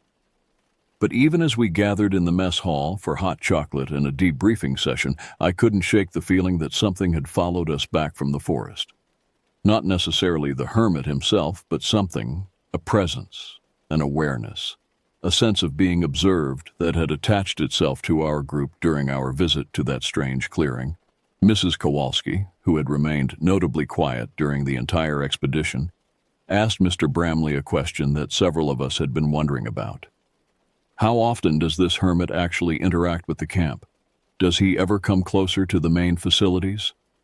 Mr. Bramley's pause before answering was just long enough to be noticeable. Well, he said, he keeps to himself mostly. But he does move around his territory quite a bit, especially at night. Sometimes campers hear him, or catch glimpses of him near the edges of the camp. It's nothing to worry about. He's never actually bothered anyone. The way he phrased that response, focusing on what the hermit had never done rather than what he might do, stayed with me as we made our way back to our cabins for the night. The wind picked up shortly after we returned to our cabin, creating sounds that transformed the forest from merely unsettling to actively threatening. What had seemed like ordinary forest noises during daylight now carried suggestions of movement and intent that made normal conversation impossible. Every gust of wind through the trees sounded like footsteps. Every creaking branch suggested someone or something moving just outside our field of vision. My bed, positioned directly beside the door that refused to close properly, offered a clear view of the gap where wind and whatever else might be outside could enter freely. The thin mesh covering our windows provided no sense of security, serving more as a reminder of how vulnerable we were than as any kind of barrier. David, ever practical, had suggested we try to secure the door more effectively by wedging one of the wooden chairs against it. The solution was only partially successful. While it prevented the door from swinging open completely, it still allowed the wind to rattle it constantly, creating a rhythmic banging that seemed designed to prevent anyone from falling asleep. "This is ridiculous," Brett muttered from his bed across the cabin. "How do they expect anyone to sleep with all this noise?" Kevin, who had been lying quietly on his back staring at the ceiling, sat up suddenly. "Did you guys hear that?" We all stopped talking and listened. Over the constant sound of wind and rattling door, there was something else, a rhythmic crunching that sounded like footsteps on the gravel path outside. "It's probably just one of the counselors doing a security check," Connor suggested, but his voice carried no conviction. The footsteps, if that's what they were, passed by our cabin and continued down the path toward the forest, but instead of fading into the distance, they seemed to stop somewhere just beyond the range of normal hearing. For several minutes, we lay in our beds listening intently, but heard nothing more. I must have eventually fallen asleep because I was awakened sometime later by a sound that was distinctly different from the wind and forest noises that had been our constant background. This was definitely footsteps, but they were moving much more slowly and deliberately than the ones we had heard earlier. The sound was coming from directly outside our cabin, moving around the perimeter in a pattern that suggested someone was examining our shelter with great care. The footsteps would pause for long periods, sometimes directly outside our windows, before moving to the next position. My heart was beating so hard I was certain it would be audible to whoever was outside. The gap in our door seemed enormous now, and the mesh over our windows felt as substantial as tissue paper. If someone wanted to enter our cabin, there was absolutely nothing preventing them from doing so. The footsteps stopped directly outside the door. I could hear my own breathing, amplified by fear and the strange acoustics of our thin-walled shelter. From the complete silence in the other beds, I could tell that my cabin mates were also awake and listening, though none of us dared to speak or move. Through the gap in the door, I could see a shadow that suggested someone was standing just outside, close enough that I should have been able to hear breathing or other sounds of a living person. But there was only silence, broken occasionally by the soft sounds of the wind chimes we had seen at the hermit's dwelling. The realization that those sounds were coming from directly outside our cabin, rather than from the distant forest, made my blood feel like ice water in my veins. For what felt like hours, but was probably only minutes, the presence remained outside our door. Then, gradually, the footsteps resumed, moving around to the back of our cabin before disappearing into the forest. None of us spoke for the rest of the night. When morning finally came, bringing with it the normal sounds of a camp awakening, the events of the previous night felt almost like a shared nightmare. But when we opened our door to head to breakfast, we found clear evidence that our experience had been entirely real. In the soft earth around our cabin were footprints, not the boot prints of counselors or the sneaker impressions that would have been left by students, but bare human footprints that were significantly larger than any of ours. The prints showed clear evidence of someone who had walked completely around our cabin multiple times, pausing at each window and spending considerable time directly in front of our door. But most disturbing were the small objects that had been left at various points around our cabin's perimeter. Arrangements of sticks, stones, and what looked like animal bones had been placed outside each window and beside the door. They were clearly deliberate constructions, similar to what we had seen at the hermit's dwelling, but their meaning was impossible to determine. David, who had maintained his role as our unofficial leader, was the first to examine the evidence more closely. "We need to tell the counselors about this," he said, though his voice suggested he wasn't entirely sure that would help. "Tell them what?" Kevin asked. "That someone walked around our cabin at night? They'll probably just say it was a security check." "Security checks don't involve leaving weird stick sculptures," Connor pointed out. As we made our way to the mess hall for breakfast, I noticed that we weren't the only group showing signs of a sleepless night. Several other students looked haggard and nervous, and conversations were punctuated by frequent glances toward the forest. When Mrs. Kowalski asked how everyone had slept, the responses were telling. Multiple students reported hearing unusual sounds during the night: footsteps, rustling, and what one girl described as someone testing the doors and windows of our cabin. Mr. Bramley, when informed of these various incidents, maintained that such experiences were normal for people unaccustomed to wilderness camping.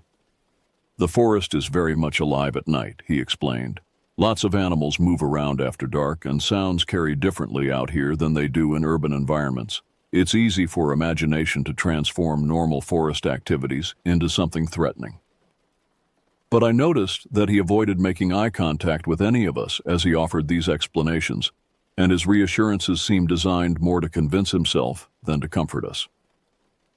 The second day at Camp Kitchikinichek brought activities designed to familiarize us with wilderness survival: compass navigation, identification of edible plants, and basic shelter construction. Under normal circumstances, these might have been interesting and educational experiences. However, the events of the previous night had fundamentally changed the atmosphere of our group. Where we had initially approached the camping experience with typical teenage concerns about comfort and convenience, we now found ourselves genuinely worried about our safety. The forest, which had seemed like an inconvenient backdrop to our school trip, now felt like an active presence that was watching and evaluating us with purposes we couldn't understand. During the morning compass navigation exercise, our group was assigned to a section of forest about a quarter-mile from the main camp. The activity itself was straightforward: follow a series of compass bearings to locate markers that had been placed along a predetermined route. What made the experience unsettling was the constant sense that we were being observed by someone other than our supervising counselor. Movement in peripheral vision became a constant distraction. Each time one of us would turn to investigate what appeared to be a figure moving through the trees, we would find only ordinary forest, trunks, branches, and shadows that could have concealed anything. But the feeling of being watched never diminished, and by the time we completed the exercise, all 5 members of our group were constantly looking over our shoulders. "There's definitely someone following us," Brett whispered during one of our compass readings. "I keep seeing the same figure moving parallel to our route." David, still trying to maintain rational explanations for our experiences, suggested that it might be another counselor conducting their own activities in the same area. But when we mentioned this possibility to our supervisor, she seemed genuinely surprised and confirmed that no other groups were scheduled to be working in that section of forest. The afternoon plant identification session took place in a meadow closer to the main camp, which should have felt safer and more comfortable. However, the open space created its own form of anxiety. While we could see much more of our surroundings, we could also be seen much more easily by anyone watching from the forest perimeter. Throughout the session, as we learned to distinguish between edible and poisonous berries, several students reported seeing figures moving among the trees at the edge of the meadow. These sightings were always brief and unclear, a flash of movement, a shape that didn't match the patterns of the forest, or what appeared to be someone quickly moving out of sight when looked at directly. Our instructor, a local naturalist who had been hired to supplement the camp's regular staff, seemed increasingly uncomfortable as the afternoon progressed. When asked about wildlife in the area, she mentioned that while black bears and wolves were present in Algonquin Park, they typically avoided areas with human activity. "The animals you really need to be aware of," she said, glancing toward the forest edge, "are the ones that aren't afraid of people. Those can be much more unpredictable." The way she emphasized the word animals suggested she might not be referring exclusively to wildlife. As evening approached and we returned to the main camp for dinner, the atmosphere among both students and staff had become noticeably strained. Conversations were quieter and more serious than they had been the previous day, and there was a general reluctance to discuss plans for after dark. When Mr. Bramley announced that the evening's activity would be a campfire program featuring ghost stories and traditional camp songs, the response from our group was notably unenthusiastic. The idea of sitting in a circle of firelight while surrounded by dark forest held no appeal for students who had spent the day feeling watched and followed. "Actually," Mrs. Kowalski interjected, "I think our group might prefer some quiet time in the cabins this evening. It's been a long day and everyone seems a bit tired." The relief on the faces of my classmates was obvious, though several of the counselors seemed disappointed by our lack of interest in the planned activities. As we prepared to return to our cabins after dinner, I overheard part of a conversation between Mr. Bramley and another counselor that increased my unease about the entire situation. "They're more active this year," the second counselor was saying. "Usually we only get reports during the first night or two, but this group has been having encounters throughout the day as well." "It's probably just because they're more observant," Mr. Bramley replied, but his tone suggested he didn't entirely believe his own explanation. "Urban kids aren't used to wilderness environments. They notice things that rural kids would just accept as normal." "Maybe," the other counselor said. "But some of the staff have been seeing things too. And those arrangements around the cabins, that's new behavior." I didn't hear the rest of their conversation, but what I had overheard confirmed that the strange experiences weren't limited to our overactive imaginations. The camp staff were clearly aware that something unusual was happening, and their attempts to normalize the situation were becoming increasingly unconvincing. Back in Cabin 7, we attempted to create a more secure environment for the night. Using our sleeping bags and extra clothing, we covered the mesh windows to create more privacy and block the view from outside. The chair barricade against the door was reinforced with our backpacks and anything else that might make forced entry more difficult. These preparations were largely symbolic. Anyone determined to enter our cabin could have done so easily, regardless of our improvised security measures. But the activity of fortifying our shelter provided some psychological comfort and gave us a sense of taking active steps to protect ourselves.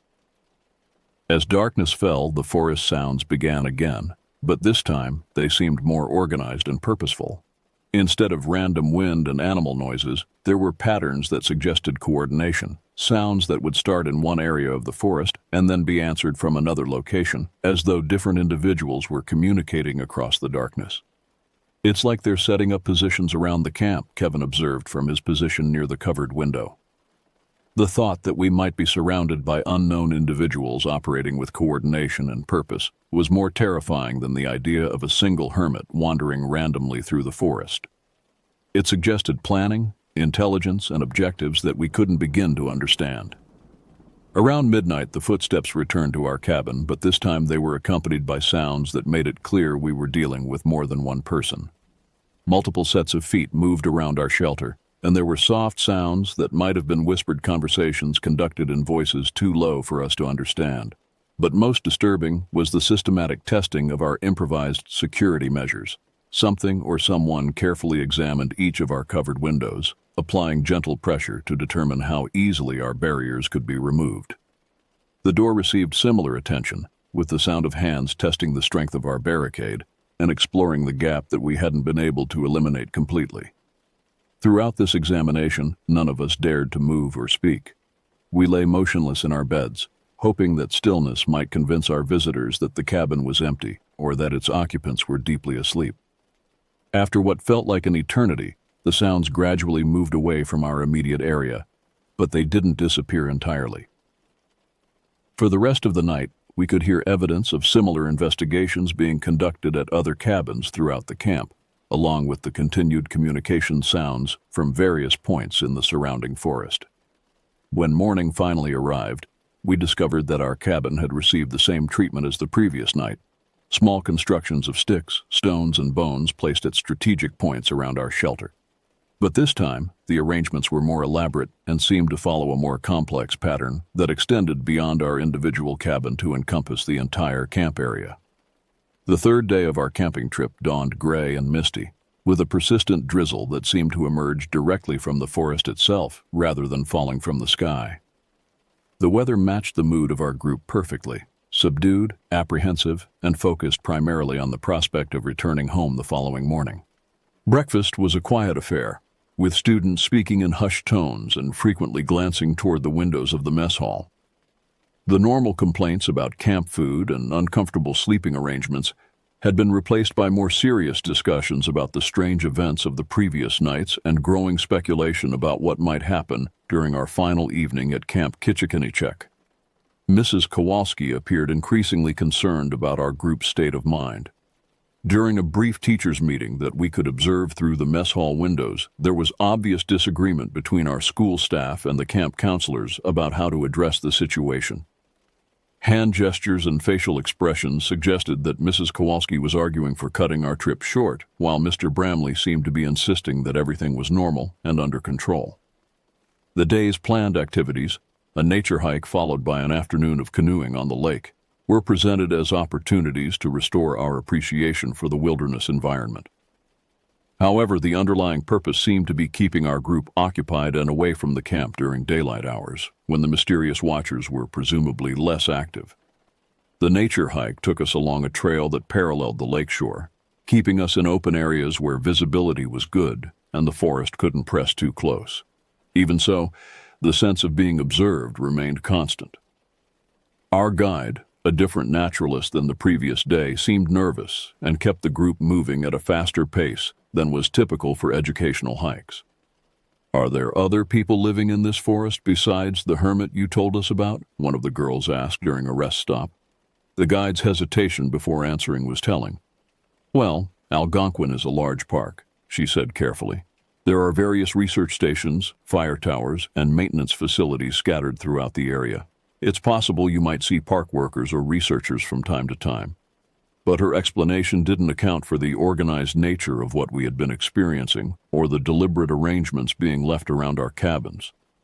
Park workers conducting legitimate activities wouldn't need to operate exclusively under cover of darkness, and they certainly wouldn't be leaving cryptic messages constructed from forest debris.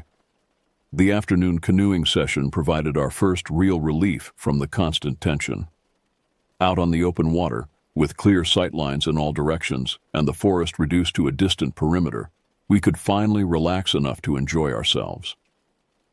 The physical activity and change of environment helped restore some sense of normalcy to what had become an increasingly surreal experience. But even during this respite, there were reminders that we remained under observation. Several times during our paddle around the lake, students reported seeing figures moving along the distant shoreline, always too far away to identify clearly, but obviously human and apparently tracking our movement across the water. "They're making sure we don't try to leave by water," David observed quietly as we paddled back toward the camp's dock. The possibility that our mysterious watchers were actively preventing our departure, rather than simply monitoring our presence, added a new dimension of concern to an already frightening situation. What had initially seemed like curious observation by a reclusive hermit was beginning to feel more like deliberate containment by individuals with unknown but clearly organized intentions. As we returned to shore and began securing the canoes, I noticed that the camp counselors were conducting what appeared to be a security check of the entire facility. Small groups of staff members were systematically examining each building, looking under structures, checking window and door fastenings, and having quiet conferences about their findings. When Mrs. Kowalski asked Mr. Bramley about these activities, his explanation was characteristically vague. "Just routine maintenance checks," he said. "We like to make sure everything is secure, especially when we're hosting school groups." But the timing and intensity of these maintenance checks suggested that the camp staff were as concerned about the night ahead as we were. Dinner was followed by an indoor movie in the mess hall, a nature documentary that was clearly intended to keep everyone in a single, well-lit location for as long as possible. However, the choice of film backfired somewhat, as it featured extended segments about predatory animals and survival challenges in wilderness environments that only reinforced our existing anxieties. As the documentary concluded and we prepared to return to our cabins for the final night, Mr. Bramley made an announcement that confirmed our suspicions about the seriousness of the situation. "We're going to have counselors conducting regular security patrols throughout the night," he said, trying to make this sound like a routine precaution. "If anyone hears or sees anything unusual, please alert the nearest staff member immediately. And remember, stay in your cabins after lights out, no matter what you might hear outside."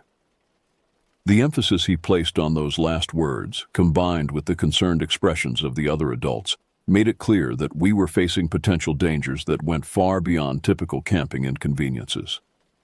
Back in Cabin 7, our preparations for the night were much more thorough than they had been previously. In addition to our improvised window coverings and door barricade, we arranged our beds to create a defensive position in the center of the cabin and established a rotation system so that someone would be awake and alert throughout the night. We also discussed contingency plans for various scenarios. What to do if someone tried to enter the cabin, how to signal for help, and where to go if we needed to evacuate quickly. These preparations felt simultaneously necessary and absurd, like planning for home invasion while attending summer camp. As darkness fell, the forest around our camp became more active than it had been on either of the previous nights. The communication sounds were louder and more frequent, suggesting a larger number of participants spread across a wider area. There were also new sounds, what appeared to be the movement of heavy objects through the forest, and occasionally what sounded like construction or preparation activities. "They're getting ready for something," Connor whispered during his watch shift around midnight. The systematic testing of our security measures began earlier than usual, but this time it was accompanied by more aggressive behavior. Instead of gentle probing, there were deliberate attempts to remove our window coverings and more forceful testing of our door barricade. Most disturbing was the discovery that our visitors were now communicating directly outside our cabin, conducting whispered conversations in voices that were just loud enough for us to know they were talking, but too quiet for us to understand the words. Then, around 2 a.m., everything stopped. The sudden silence was more frightening than the previous activity had been. It suggested that whatever had been planned was now ready to be implemented and that the investigation phase had ended. For nearly an hour, we heard nothing from outside our cabin except normal forest sounds. Then, gradually, we became aware of a new presence, something large moving through the camp area with purpose and confidence, rather than the stealth that had characterized earlier visits. Heavy footsteps moved directly down the gravel path, past our cabin and toward the main camp buildings. There were sounds of doors being tested and windows being examined, but these investigations were being conducted openly rather than secretively. "Someone's checking all the buildings," David whispered from his position near our covered window. The methodical search continued for what felt like hours, moving from building to building throughout the camp. Occasionally, we could hear what sounded like items being moved or rearranged, though we had no way of knowing what was being disturbed or why. Then, just as dawn was beginning to lighten the sky enough to see shapes outside our windows, there was a sound that made us all freeze in terror. Someone was knocking on our door. Not the tentative tapping of a counselor checking on students, but the firm, deliberate knocking of someone who expected to be admitted.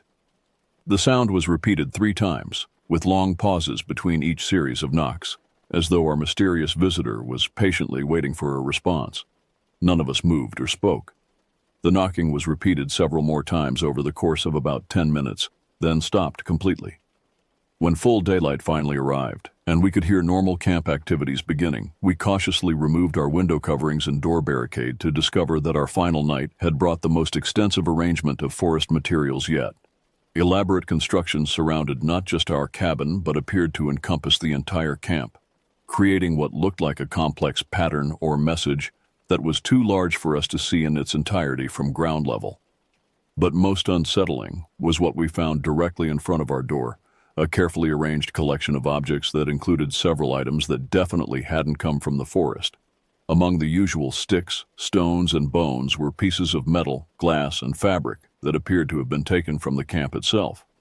The morning of our departure brought a flurry of activity as counselors and maintenance staff worked to dismantle the elaborate arrangements that had appeared throughout the camp during the night. What we had been able to see from our cabin's limited perspective turned out to be just a small portion of a construction that covered the entire facility. Viewed from the elevated position of the mess hall deck, the pattern became more apparent. Lines of arranged materials connected all the major buildings, creating geometric shapes and pathways that seemed to serve some organizational purpose. The complexity and scale of the construction suggested both significant planning and intimate knowledge of the camp's layout. Mr. Bramley's attempts to explain these developments as natural accumulation of forest debris due to unusual wind patterns were so transparently false that even he seemed embarrassed to be offering them. The precision and deliberate nature of the arrangements were obvious to anyone who looked at them, and several pieces of camp property had clearly been incorporated into the constructions. Mrs. Kowalski, who had apparently reached the end of her patience with the camp's explanations, demanded a private meeting with the senior staff. While we couldn't hear the details of their conversation, the animated gestures and raised voices visible through the office windows suggested that she was expressing serious concerns about our safety and the camp's management of the situation. As we packed our belongings and prepared for the bus trip home, several of my classmates discovered that small items from their cabins had gone missing during the night. Nothing valuable or essential had been taken, but personal objects, combs, pens, small articles of clothing, had disappeared and been replaced with forest materials arranged in the same patterns we had seen outside. "It's like they were trading with us," Kevin observed as he showed us a small construction of twigs and stones that had been left on his pillow in place of his missing comb. The idea that our mysterious watchers had been entering the cabins while we slept was more terrifying than any of the external activities we had experienced. The realization that we had been completely vulnerable throughout our stay, and that only the unknown intentions of our observers had prevented more serious encounters, left all of us eager to leave as quickly as possible. The bus ride back to Burlington was subdued, with most students sleeping or staring quietly out the windows at the passing landscape. The normal excitement and storytelling that followed school trips was completely absent, replaced by a shared understanding that we had experienced something that defied easy explanation or casual discussion. Mrs. Kowalski spent most of the journey on her phone, apparently making reports to school administration and possibly other authorities about the events at Camp Kitchikinachek. Her side of these conversations included phrases like completely unacceptable safety protocols and immediate investigation required, that suggested serious consequences for the camp's future operations. As the weeks passed after our return home, I found myself unable to discuss the camping trip in any detail with friends or family. The events we had experienced seemed too strange and unsettling to share casually, and I worried that describing them accurately would make me sound delusional or attention-seeking. But the experience had fundamentally changed my relationship with wilderness environments. Where I had previously simply felt out of place in natural settings, I now felt actively threatened by any situation where I couldn't see clearly in all directions or where unknown individuals might be present without my knowledge. It wasn't until the following spring, when my younger sister Diana was preparing for her own 8th grade camping trip, that I learned our experiences hadn't been unique to our particular group. Diana's class was scheduled to visit the same camp, and when I warned her about potential problems, she told me that Camp Kitchikinachek had been the subject of considerable discussion among the teachers at our school. Apparently, multiple school groups had reported similar experiences over the years, and there was growing concern about the camp's suitability for educational trips. "Mrs. Rodriguez said they're not sending any more classes there," Diana told me. something about ongoing security issues and problems with the local management. Despite these concerns, Diana's trip proceeded as scheduled, though with additional adult supervision and modified activities that kept the group closer to the main facilities. Her experience turned out to be quite different from ours, less dramatic, but still unsettling enough to confirm that something unusual was happening in that particular area of Algonquin Park. "We didn't see anyone directly," she reported after returning home, "but there were definitely people moving around in the forest at night. And on our second day, when we were hiking near the lake, I saw someone sitting on a log watching us from across the water." Her description of the figure, small, dressed in what appeared to be assembled natural materials, and completely motionless despite being clearly visible, matched what several of her classmates had also observed. Unlike our group's brief glimpses and peripheral sightings, Diana's class had apparently been allowed more direct observation, though from a safer distance. "The counselors acted like it was totally normal," Diana continued. "They said it was probably just a park worker or researcher, but park workers don't usually wear animal skins and sit completely still for hours at a time." Over the following years, I occasionally researched what information was available about the area around Camp Kitchikinachek. News reports and Park Service documents mentioned ongoing issues with unauthorized camping and problems with individuals living illegally in protected wilderness areas, but provided no details about the nature or extent of these issues. What I did find were scattered references to similar situations in other remote wilderness areas, cases where legitimate outdoor education programs had been disrupted by encounters with people who appeared to be living completely outside normal society. These individuals were consistently described as reclusive, highly adapted to wilderness survival, and generally avoiding direct contact with outsiders while still monitoring their activities closely. Most disturbing were reports suggesting that these weren't isolated hermits or individual survivalists, but organized groups that had established territorial claims in remote areas and were actively working to discourage outside intrusion into their domains. The sophisticated coordination we had observed at Camp Kitchikinachek appeared to be typical of these groups rather than exceptional. Now, more than a decade later, I still occasionally have nightmares about those 3 nights in Algonquin Park.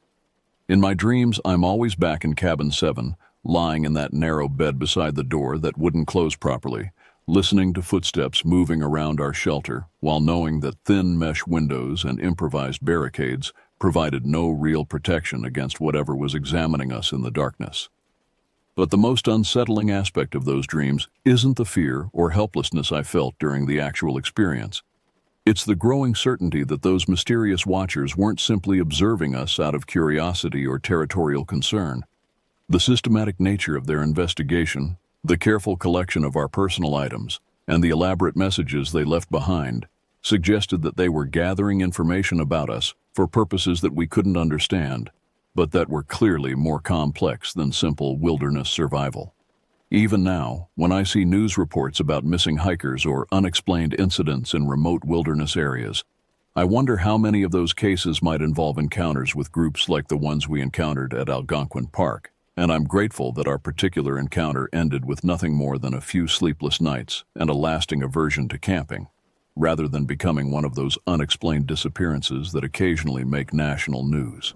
The woods around Camp Kitchikinachek are still there, still hosting school groups and summer camps, though apparently with much more restrictive policies about nighttime activities and wilderness exploration.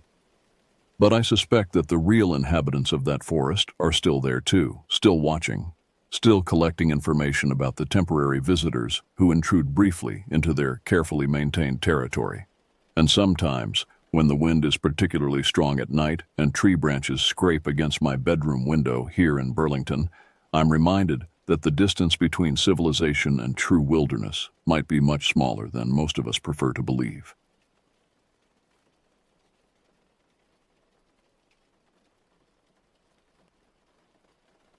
Rachel, my fiancée, and I were on hour 17 into our drive to her family's cabin in northern Minnesota for a small vacation. I glanced at her with heavy eyelids to see that she was fast asleep in the passenger seat. The last 2 hours of the trip were spent through desolate back roads in towns that consisted of 100 people and a lone stoplight. I could feel myself immersing into the solitude as the roads began to be labeled by numbers instead of names. Finally, I turned onto the long stretch of road that winded through the forest and led to our destination, the cabin. Siri let me know there was 2 miles left. Then everything went back to silence. The car slowly trudged over the underdeveloped road as large chunks of gravel crunched and tumbled beneath the wheels while towering pine trees loomed above us, blocking out any stars. We arrived and I was so exhausted that I considered just sleeping right there in the driveway. I'd never been to this cabin before, but upon first glance it was quite cozy. It's not one of those decked-out cabins that ridged people by, but it had 3 bedrooms and set just offshore to a small 100-acre lake. We quickly unloaded everything and collapsed onto a bed that smelled older than time. Though we were completely beat, we were excited to spend some time away from it all. The sun lit up our room early the next morning, and I was filled with a huge sense of relief when, out of routine, I checked my phone to see that there was no service. Nobody could bother us even if they tried. Rachel offered to drive to the nearest town to get some groceries so I could settle in and check out the cabin myself. I rifled through hundreds of dusty books that sat on the shelves in the living room. Then I pulled out a dozen board games as I excitedly planned out our time ahead. I made my way outside and onto the dock that stretched out into the lake. A small boat lightly rocked in the water, and the dock creaked and groaned underneath my feet. I stared out at the lake and finally felt the last of my anxiety dissipate. As the drive to town was around half an hour, I figured I would set out on the lake to do some fishing. A small island caught my eye that sat close to the middle of the water. It was maybe 100 yards in diameter and was filled with dense trees and shrubs. Something about it drew me toward it. I can't really describe it, but it's like it slowly sucked me in. The island had an almost eerie glow about it, like it wasn't really in the same world as ours. I anchored maybe 50 feet from the shore and started casting. It wasn't 30 seconds after that, I felt something hit my boat. I had nearly had whatever was on the line up to the boat. It must have gotten off the hook, I thought. Hit the boat before swimming away. When I reached down to reapply the bait, I saw a fish dangling off the end of the line still. An uneasy feeling washed over me when I saw that it was completely mangled. It was nearly ripped in half with tears all along what was left of its body. My first thought was that a bigger fish must have jumped on it, but I didn't feel any sort of struggle that would indicate such. Maybe an otter, I thought. But again, I didn't feel a struggle when I reeled it in. I tried to ignore this and moved on to the opposite side of the island, resuming my fishing. But again, the next thing I hooked suddenly stopped fighting. I pulled up another shredded fish carcass. This happened a few more times as I was just curious at this point as to what was happening. I looked toward the island and felt such dread, like the island itself had eyes and was staring me down. I slowly rowed myself away to another spot closer to the cabin and started to catch some actually intact fish, all the while taking brief glances at that island. After hauling in decent-sized bass, I heard Rachel pull into the driveway. So I decided to make my way back and try to forget about this experience. Over dinner, I casually brought up the island to Rachel. So I saw there was this island in the middle of the lake. "Have you ever been to it?" I asked. "Oh, that? No, my dad always just told us to not go over there. He said the land is still owned by the family of some woman who used to live there," she responded. "Wait, someone used to live there?" "How?" I asked. "Yeah. He said that there was a woman who had a house there. She owned some knick-knack shop in town until around 50 years ago when she died. She'd have to row to the dock every morning just to get to her car," she explained. "Must have been a pain in the butt to get groceries there," I said with a laugh. "Yeah, my dad said she was super creepy, and they would sometimes catch her staring at them from the shore while they fished," she elaborated. "Well, that's just weird," I said, kind of laughing it off. "Yeah, but I'm pretty sure none of it was real. I think he just told us those things to keep us from going to the lake and messing around," she said with a laugh of her own. The rest of the day was spent playing various board games, reading, and just lounging around the cabin. However, each time I passed the living room window, I felt that distinct feeling of being watched. Each time I would glance out to see that island looming in the distance, curiosity was starting to nag at me, especially now that I was told that there was a house sitting by itself, probably untouched there for decades. A few days passed by, and we spent our time doing more of the same. While relaxing like this was exactly what I needed. I couldn't get my mind off of that island. I had barely done any fishing since I did my first trip on the lake, as I always felt like something just didn't want me there. I couldn't take it anymore. I decided that once Rachel fell asleep, I was going to row out there to check it myself. It probably was just some urban legend her dad had concocted to scare the kids. But part of me wanted to know if it was real. Wanted it to be real. I sat up in bed reading, waiting for Rachel to fall asleep. She fell asleep faster than anybody I'd ever met and could sleep through a hurricane. So I knew I wouldn't have to wait too long. She really wasn't a fan of anything creepy, and going to an abandoned house in the middle of the night was not something she'd be interested in. But I did feel kind of bad doing this without telling her. Then again, I knew she would just protest if she knew. I grabbed my heavy-duty flashlight, a hunting knife just in case, and my phone to record anything noteworthy. Rachel was asleep within minutes of laying her head down, and after waiting maybe 20 just to be safe, I turned out the lights and quietly made my way out of the cabin. It was dead quiet outside as I made my way down to the dock. No frogs, no crickets, nothing making a sound that night. I pushed off the dock and rowed my way toward the island. Each dip of the oars into the water seemed so loud in the complete silence of the night. I was so anxious to see if Rachel's dad's stories were true or just legend. Either way, there was something off about this island, and I desperately wanted to see it for myself. I pulled up to it and circled around for a minute. The moon was bright enough for me to see the shoreline as I scanned for any spots that were clear enough for me to set anchor. Finally, I spotted a stump jutting out from the land that was partially submerged. The boat drifted towards it as I grabbed a hold and hoisted myself onto the land.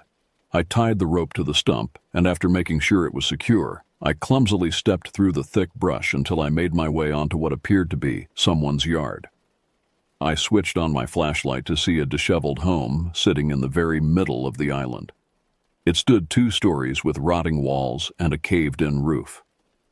No way, I thought to myself, there really is a house here. All of the windows were broken, and the entirety of the house was suffocated by an overgrowth of ancient vines. The trees were so dense around it that it blacked out the sky above as this house stood forgotten by time. I remembered to pull out my phone right then to capture anything I might find. I swept the beam of light over the house after I hit record, then I made my way over. My feet crunched on fallen, dead branches and leaves. That sense of dread returned to me with a vengeance. I'd come this far, and I was not going to turn back now. I shined the light on the front door that sat ajar. I shone the light through the openings where the windows used to be. It was eerie, to say the least. Whoever lived here really must have owned a knick-knack shop or something, because dozens of miscellaneous items were strewn across the floor, coated in years of thick dust. A box spring mattress looked as if it had been thrown across the room as it sat partially upright against a decaying wall. I put my weight into the door, and it agonizingly creaked open, letting out decades of neglect. The air was dense and unforgiving as I swept my phone all around to record all these long forgotten memories. Dozens of various trinkets, household tools, and ceramic animals covered the floors as I carefully stepped over the abandoned piles. I shifted the light to one corner of the room and felt my heart jump, where I saw a pile of maybe a dozen baby dolls lying in a heap. I made my way towards them as the floor creaked and groaned. Was seriously starting to get the creeps as I noticed it was significantly colder in the house than it was outside in the summer night. Some of the dolls were missing their heads while others had dirty and torn clothing on them. Right above the pile, I noticed a picture hanging on the wall. I blew off the thick coat of dust and went into a coughing fit as it blew directly back into my eyes and down my throat. When I came to, I saw it was one of those creepy old-timey photos of the family where no one was smiling, just vacant expressions staring back at me. There was a 30-something-year-old woman holding a baby with 2 little boys sitting by her sides. I realized they were standing in front of the house that I was currently invading. I turned around, and my blood ran cold. Standing at the opposite edge of the room in a doorway was a small boy, lit up in the beam of my flashlight. I jumped out of my skin and screamed as the light illuminated this figure. He was maybe 7 or 8 years old, with sandy blonde hair and deep brown eyes. The light in his face didn't seem to bother him as he stared straight through me. I quickly recognized his face as one of the boys in the photograph. "Sir, what are you doing here?" The words slithered out of his mouth and up my spine, sending a cold chill throughout my body. I sat there dumbfounded as I stammered at the ghostly figure.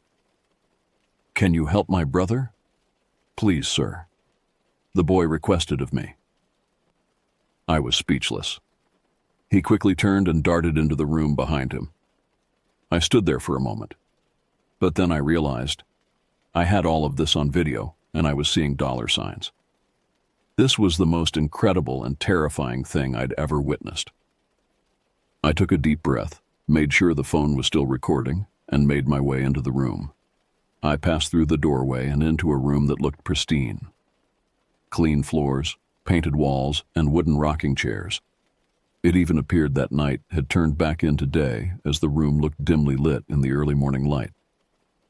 I spotted yet another child off in the corner, just sitting on the floor, looking away from me, while the one who urged me into the room was leaning over something wrapped up on a couch.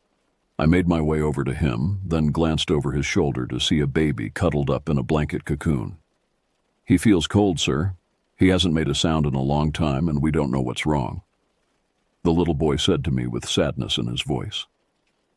The other child began rocking nervously, hands clenched around his legs as he formed into a little ball. "Can you help us, sir?" the boy pleaded. The rocking child began to whimper and mumble under his breath. "I'm sorry. I don't know what I can do to help." I spoke to him. "Is your mother around? She can help you." It was at that moment that I heard a sound coming up from a staircase that I hadn't seen before.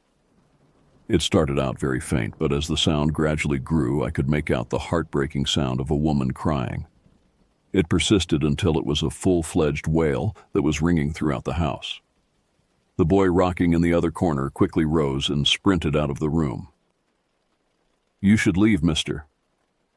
She doesn't like visitors." At that moment, it was like something flipped a switch, and the once immaculate room was now dark and cluttered with disgusting furniture that was torn and rotting.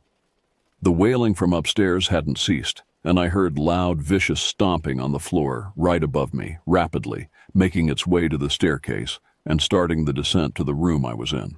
I felt frozen in place. I shined the light down onto the couch to see a dirty, dust-caked doll lying there in a blanket. I looked back up at what sounded like a raging bull hit the bottom of the stairs, then just stopped. So did the crying. I fell back and waited for what felt like hours for something to show itself. I tried to crawl backwards as my legs seemed to stop working. After what felt like an eternity, it started its way towards me and my heart sank. Thud, thud, thud. Each pause between the steps was more suspenseful than the last. I sat there, hands shaking as my flashlight trembled with them. I tried to force myself to turn it off, but it was too late.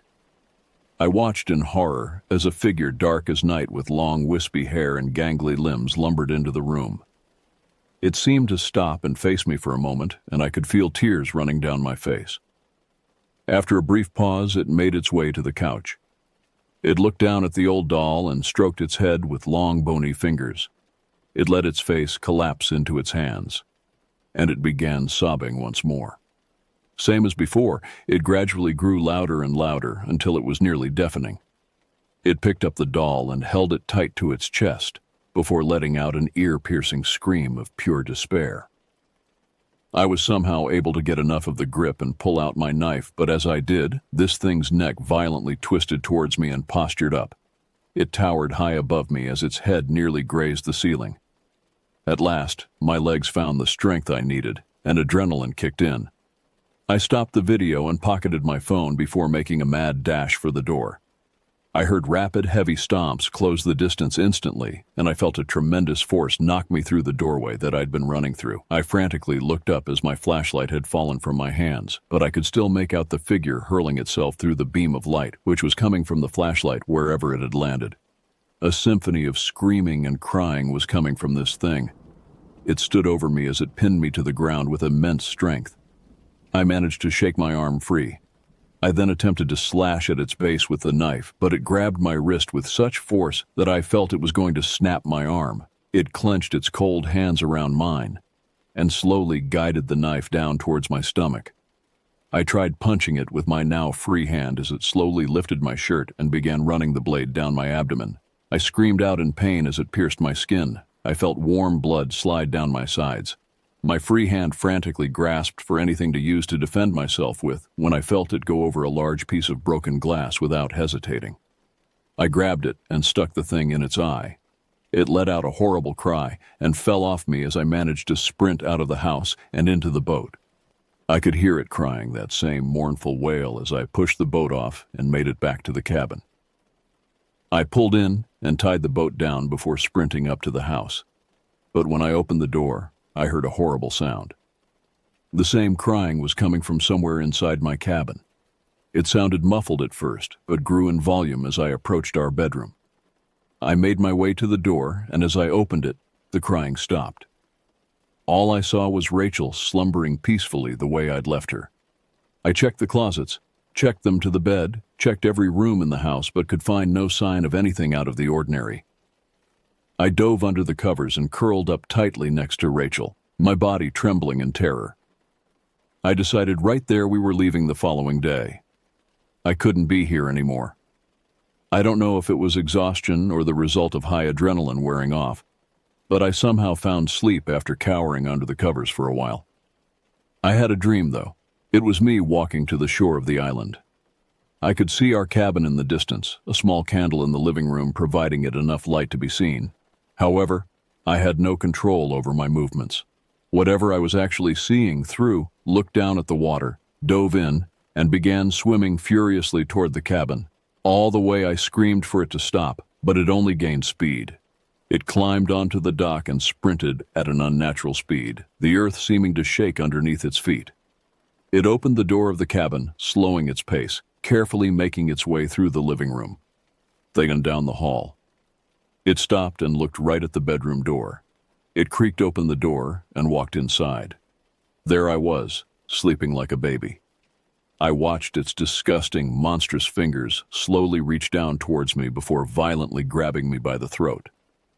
I jolted awake and immediately shook Rachel up. "We have to go now." "What?" she replied in a groggy tone. "Just start packing. We're leaving right now." I rushed her into the car and hastily threw everything I could find before speeding down the unpaved road and away from the place. Rachel groggily asked me what was wrong, but I couldn't seem to answer. I felt as though I was in shock and I couldn't get any words to come out. It was then that I remembered the video. I recorded it all. I pulled out my phone and handed it to Rachel. "Go through the videos. But watch the most recent one," I told her. "I don't understand what I'm looking at here," she said in an exhausted voice before handing me the phone after watching for a few minutes. "What?" "Please, babe, just watch it through," I pleaded with her. She mumbled something but was already asleep again. I didn't really care that she wouldn't see it now. I was just happy to be getting away from that place and back home. I stopped at a rest stop a few hours into the trip. The sun had just finished rising. After making a trip to the bathroom and grabbing a few sodas from a vending machine, I decided to take a look at the video myself. Either Rachel was just half asleep or the video didn't come out clear like I'd hoped. I pulled open the video and my heart sank. There was no house in front of me, just dense brush and a huge pile of bricks and wood. The remains of I scrolled through 2 hours of footage of me just standing there, staring straight ahead at nothing. I couldn't believe what I was seeing. I scrolled through the video and it was over 3 hours straight of me just standing there. I went to the end of the video before some movement finally caught my eye, because the end of the video consisted of me slowly pulling up my shirt, dragging a knife across my stomach, and grunting in pain. Before I dropped the knife and sprinted back to the boat in a panic, making my way back to the cabin. For several hours of the drive, I just sat in silence, unable to comprehend what all had happened. Even when Rachel took over driving, I would not let myself fall asleep in fear of having another nightmare. I didn't want to tell her, and I hoped that she was too tired to even remember me showing it to her. After the long 17-hour drive was finally over, we started to unload our stuff from the car. Rachel was gathering up all of her things, while I started to haul in the larger pieces of luggage into the home. I walked into the house and set down all the luggage I was carrying. I felt a sense of unease take over. The air was thick and heavy and the house was freezing cold. I reached for our doorknob to the bedroom and felt my heart sink. Just beyond the door, I could hear the faint sound of a woman sobbing.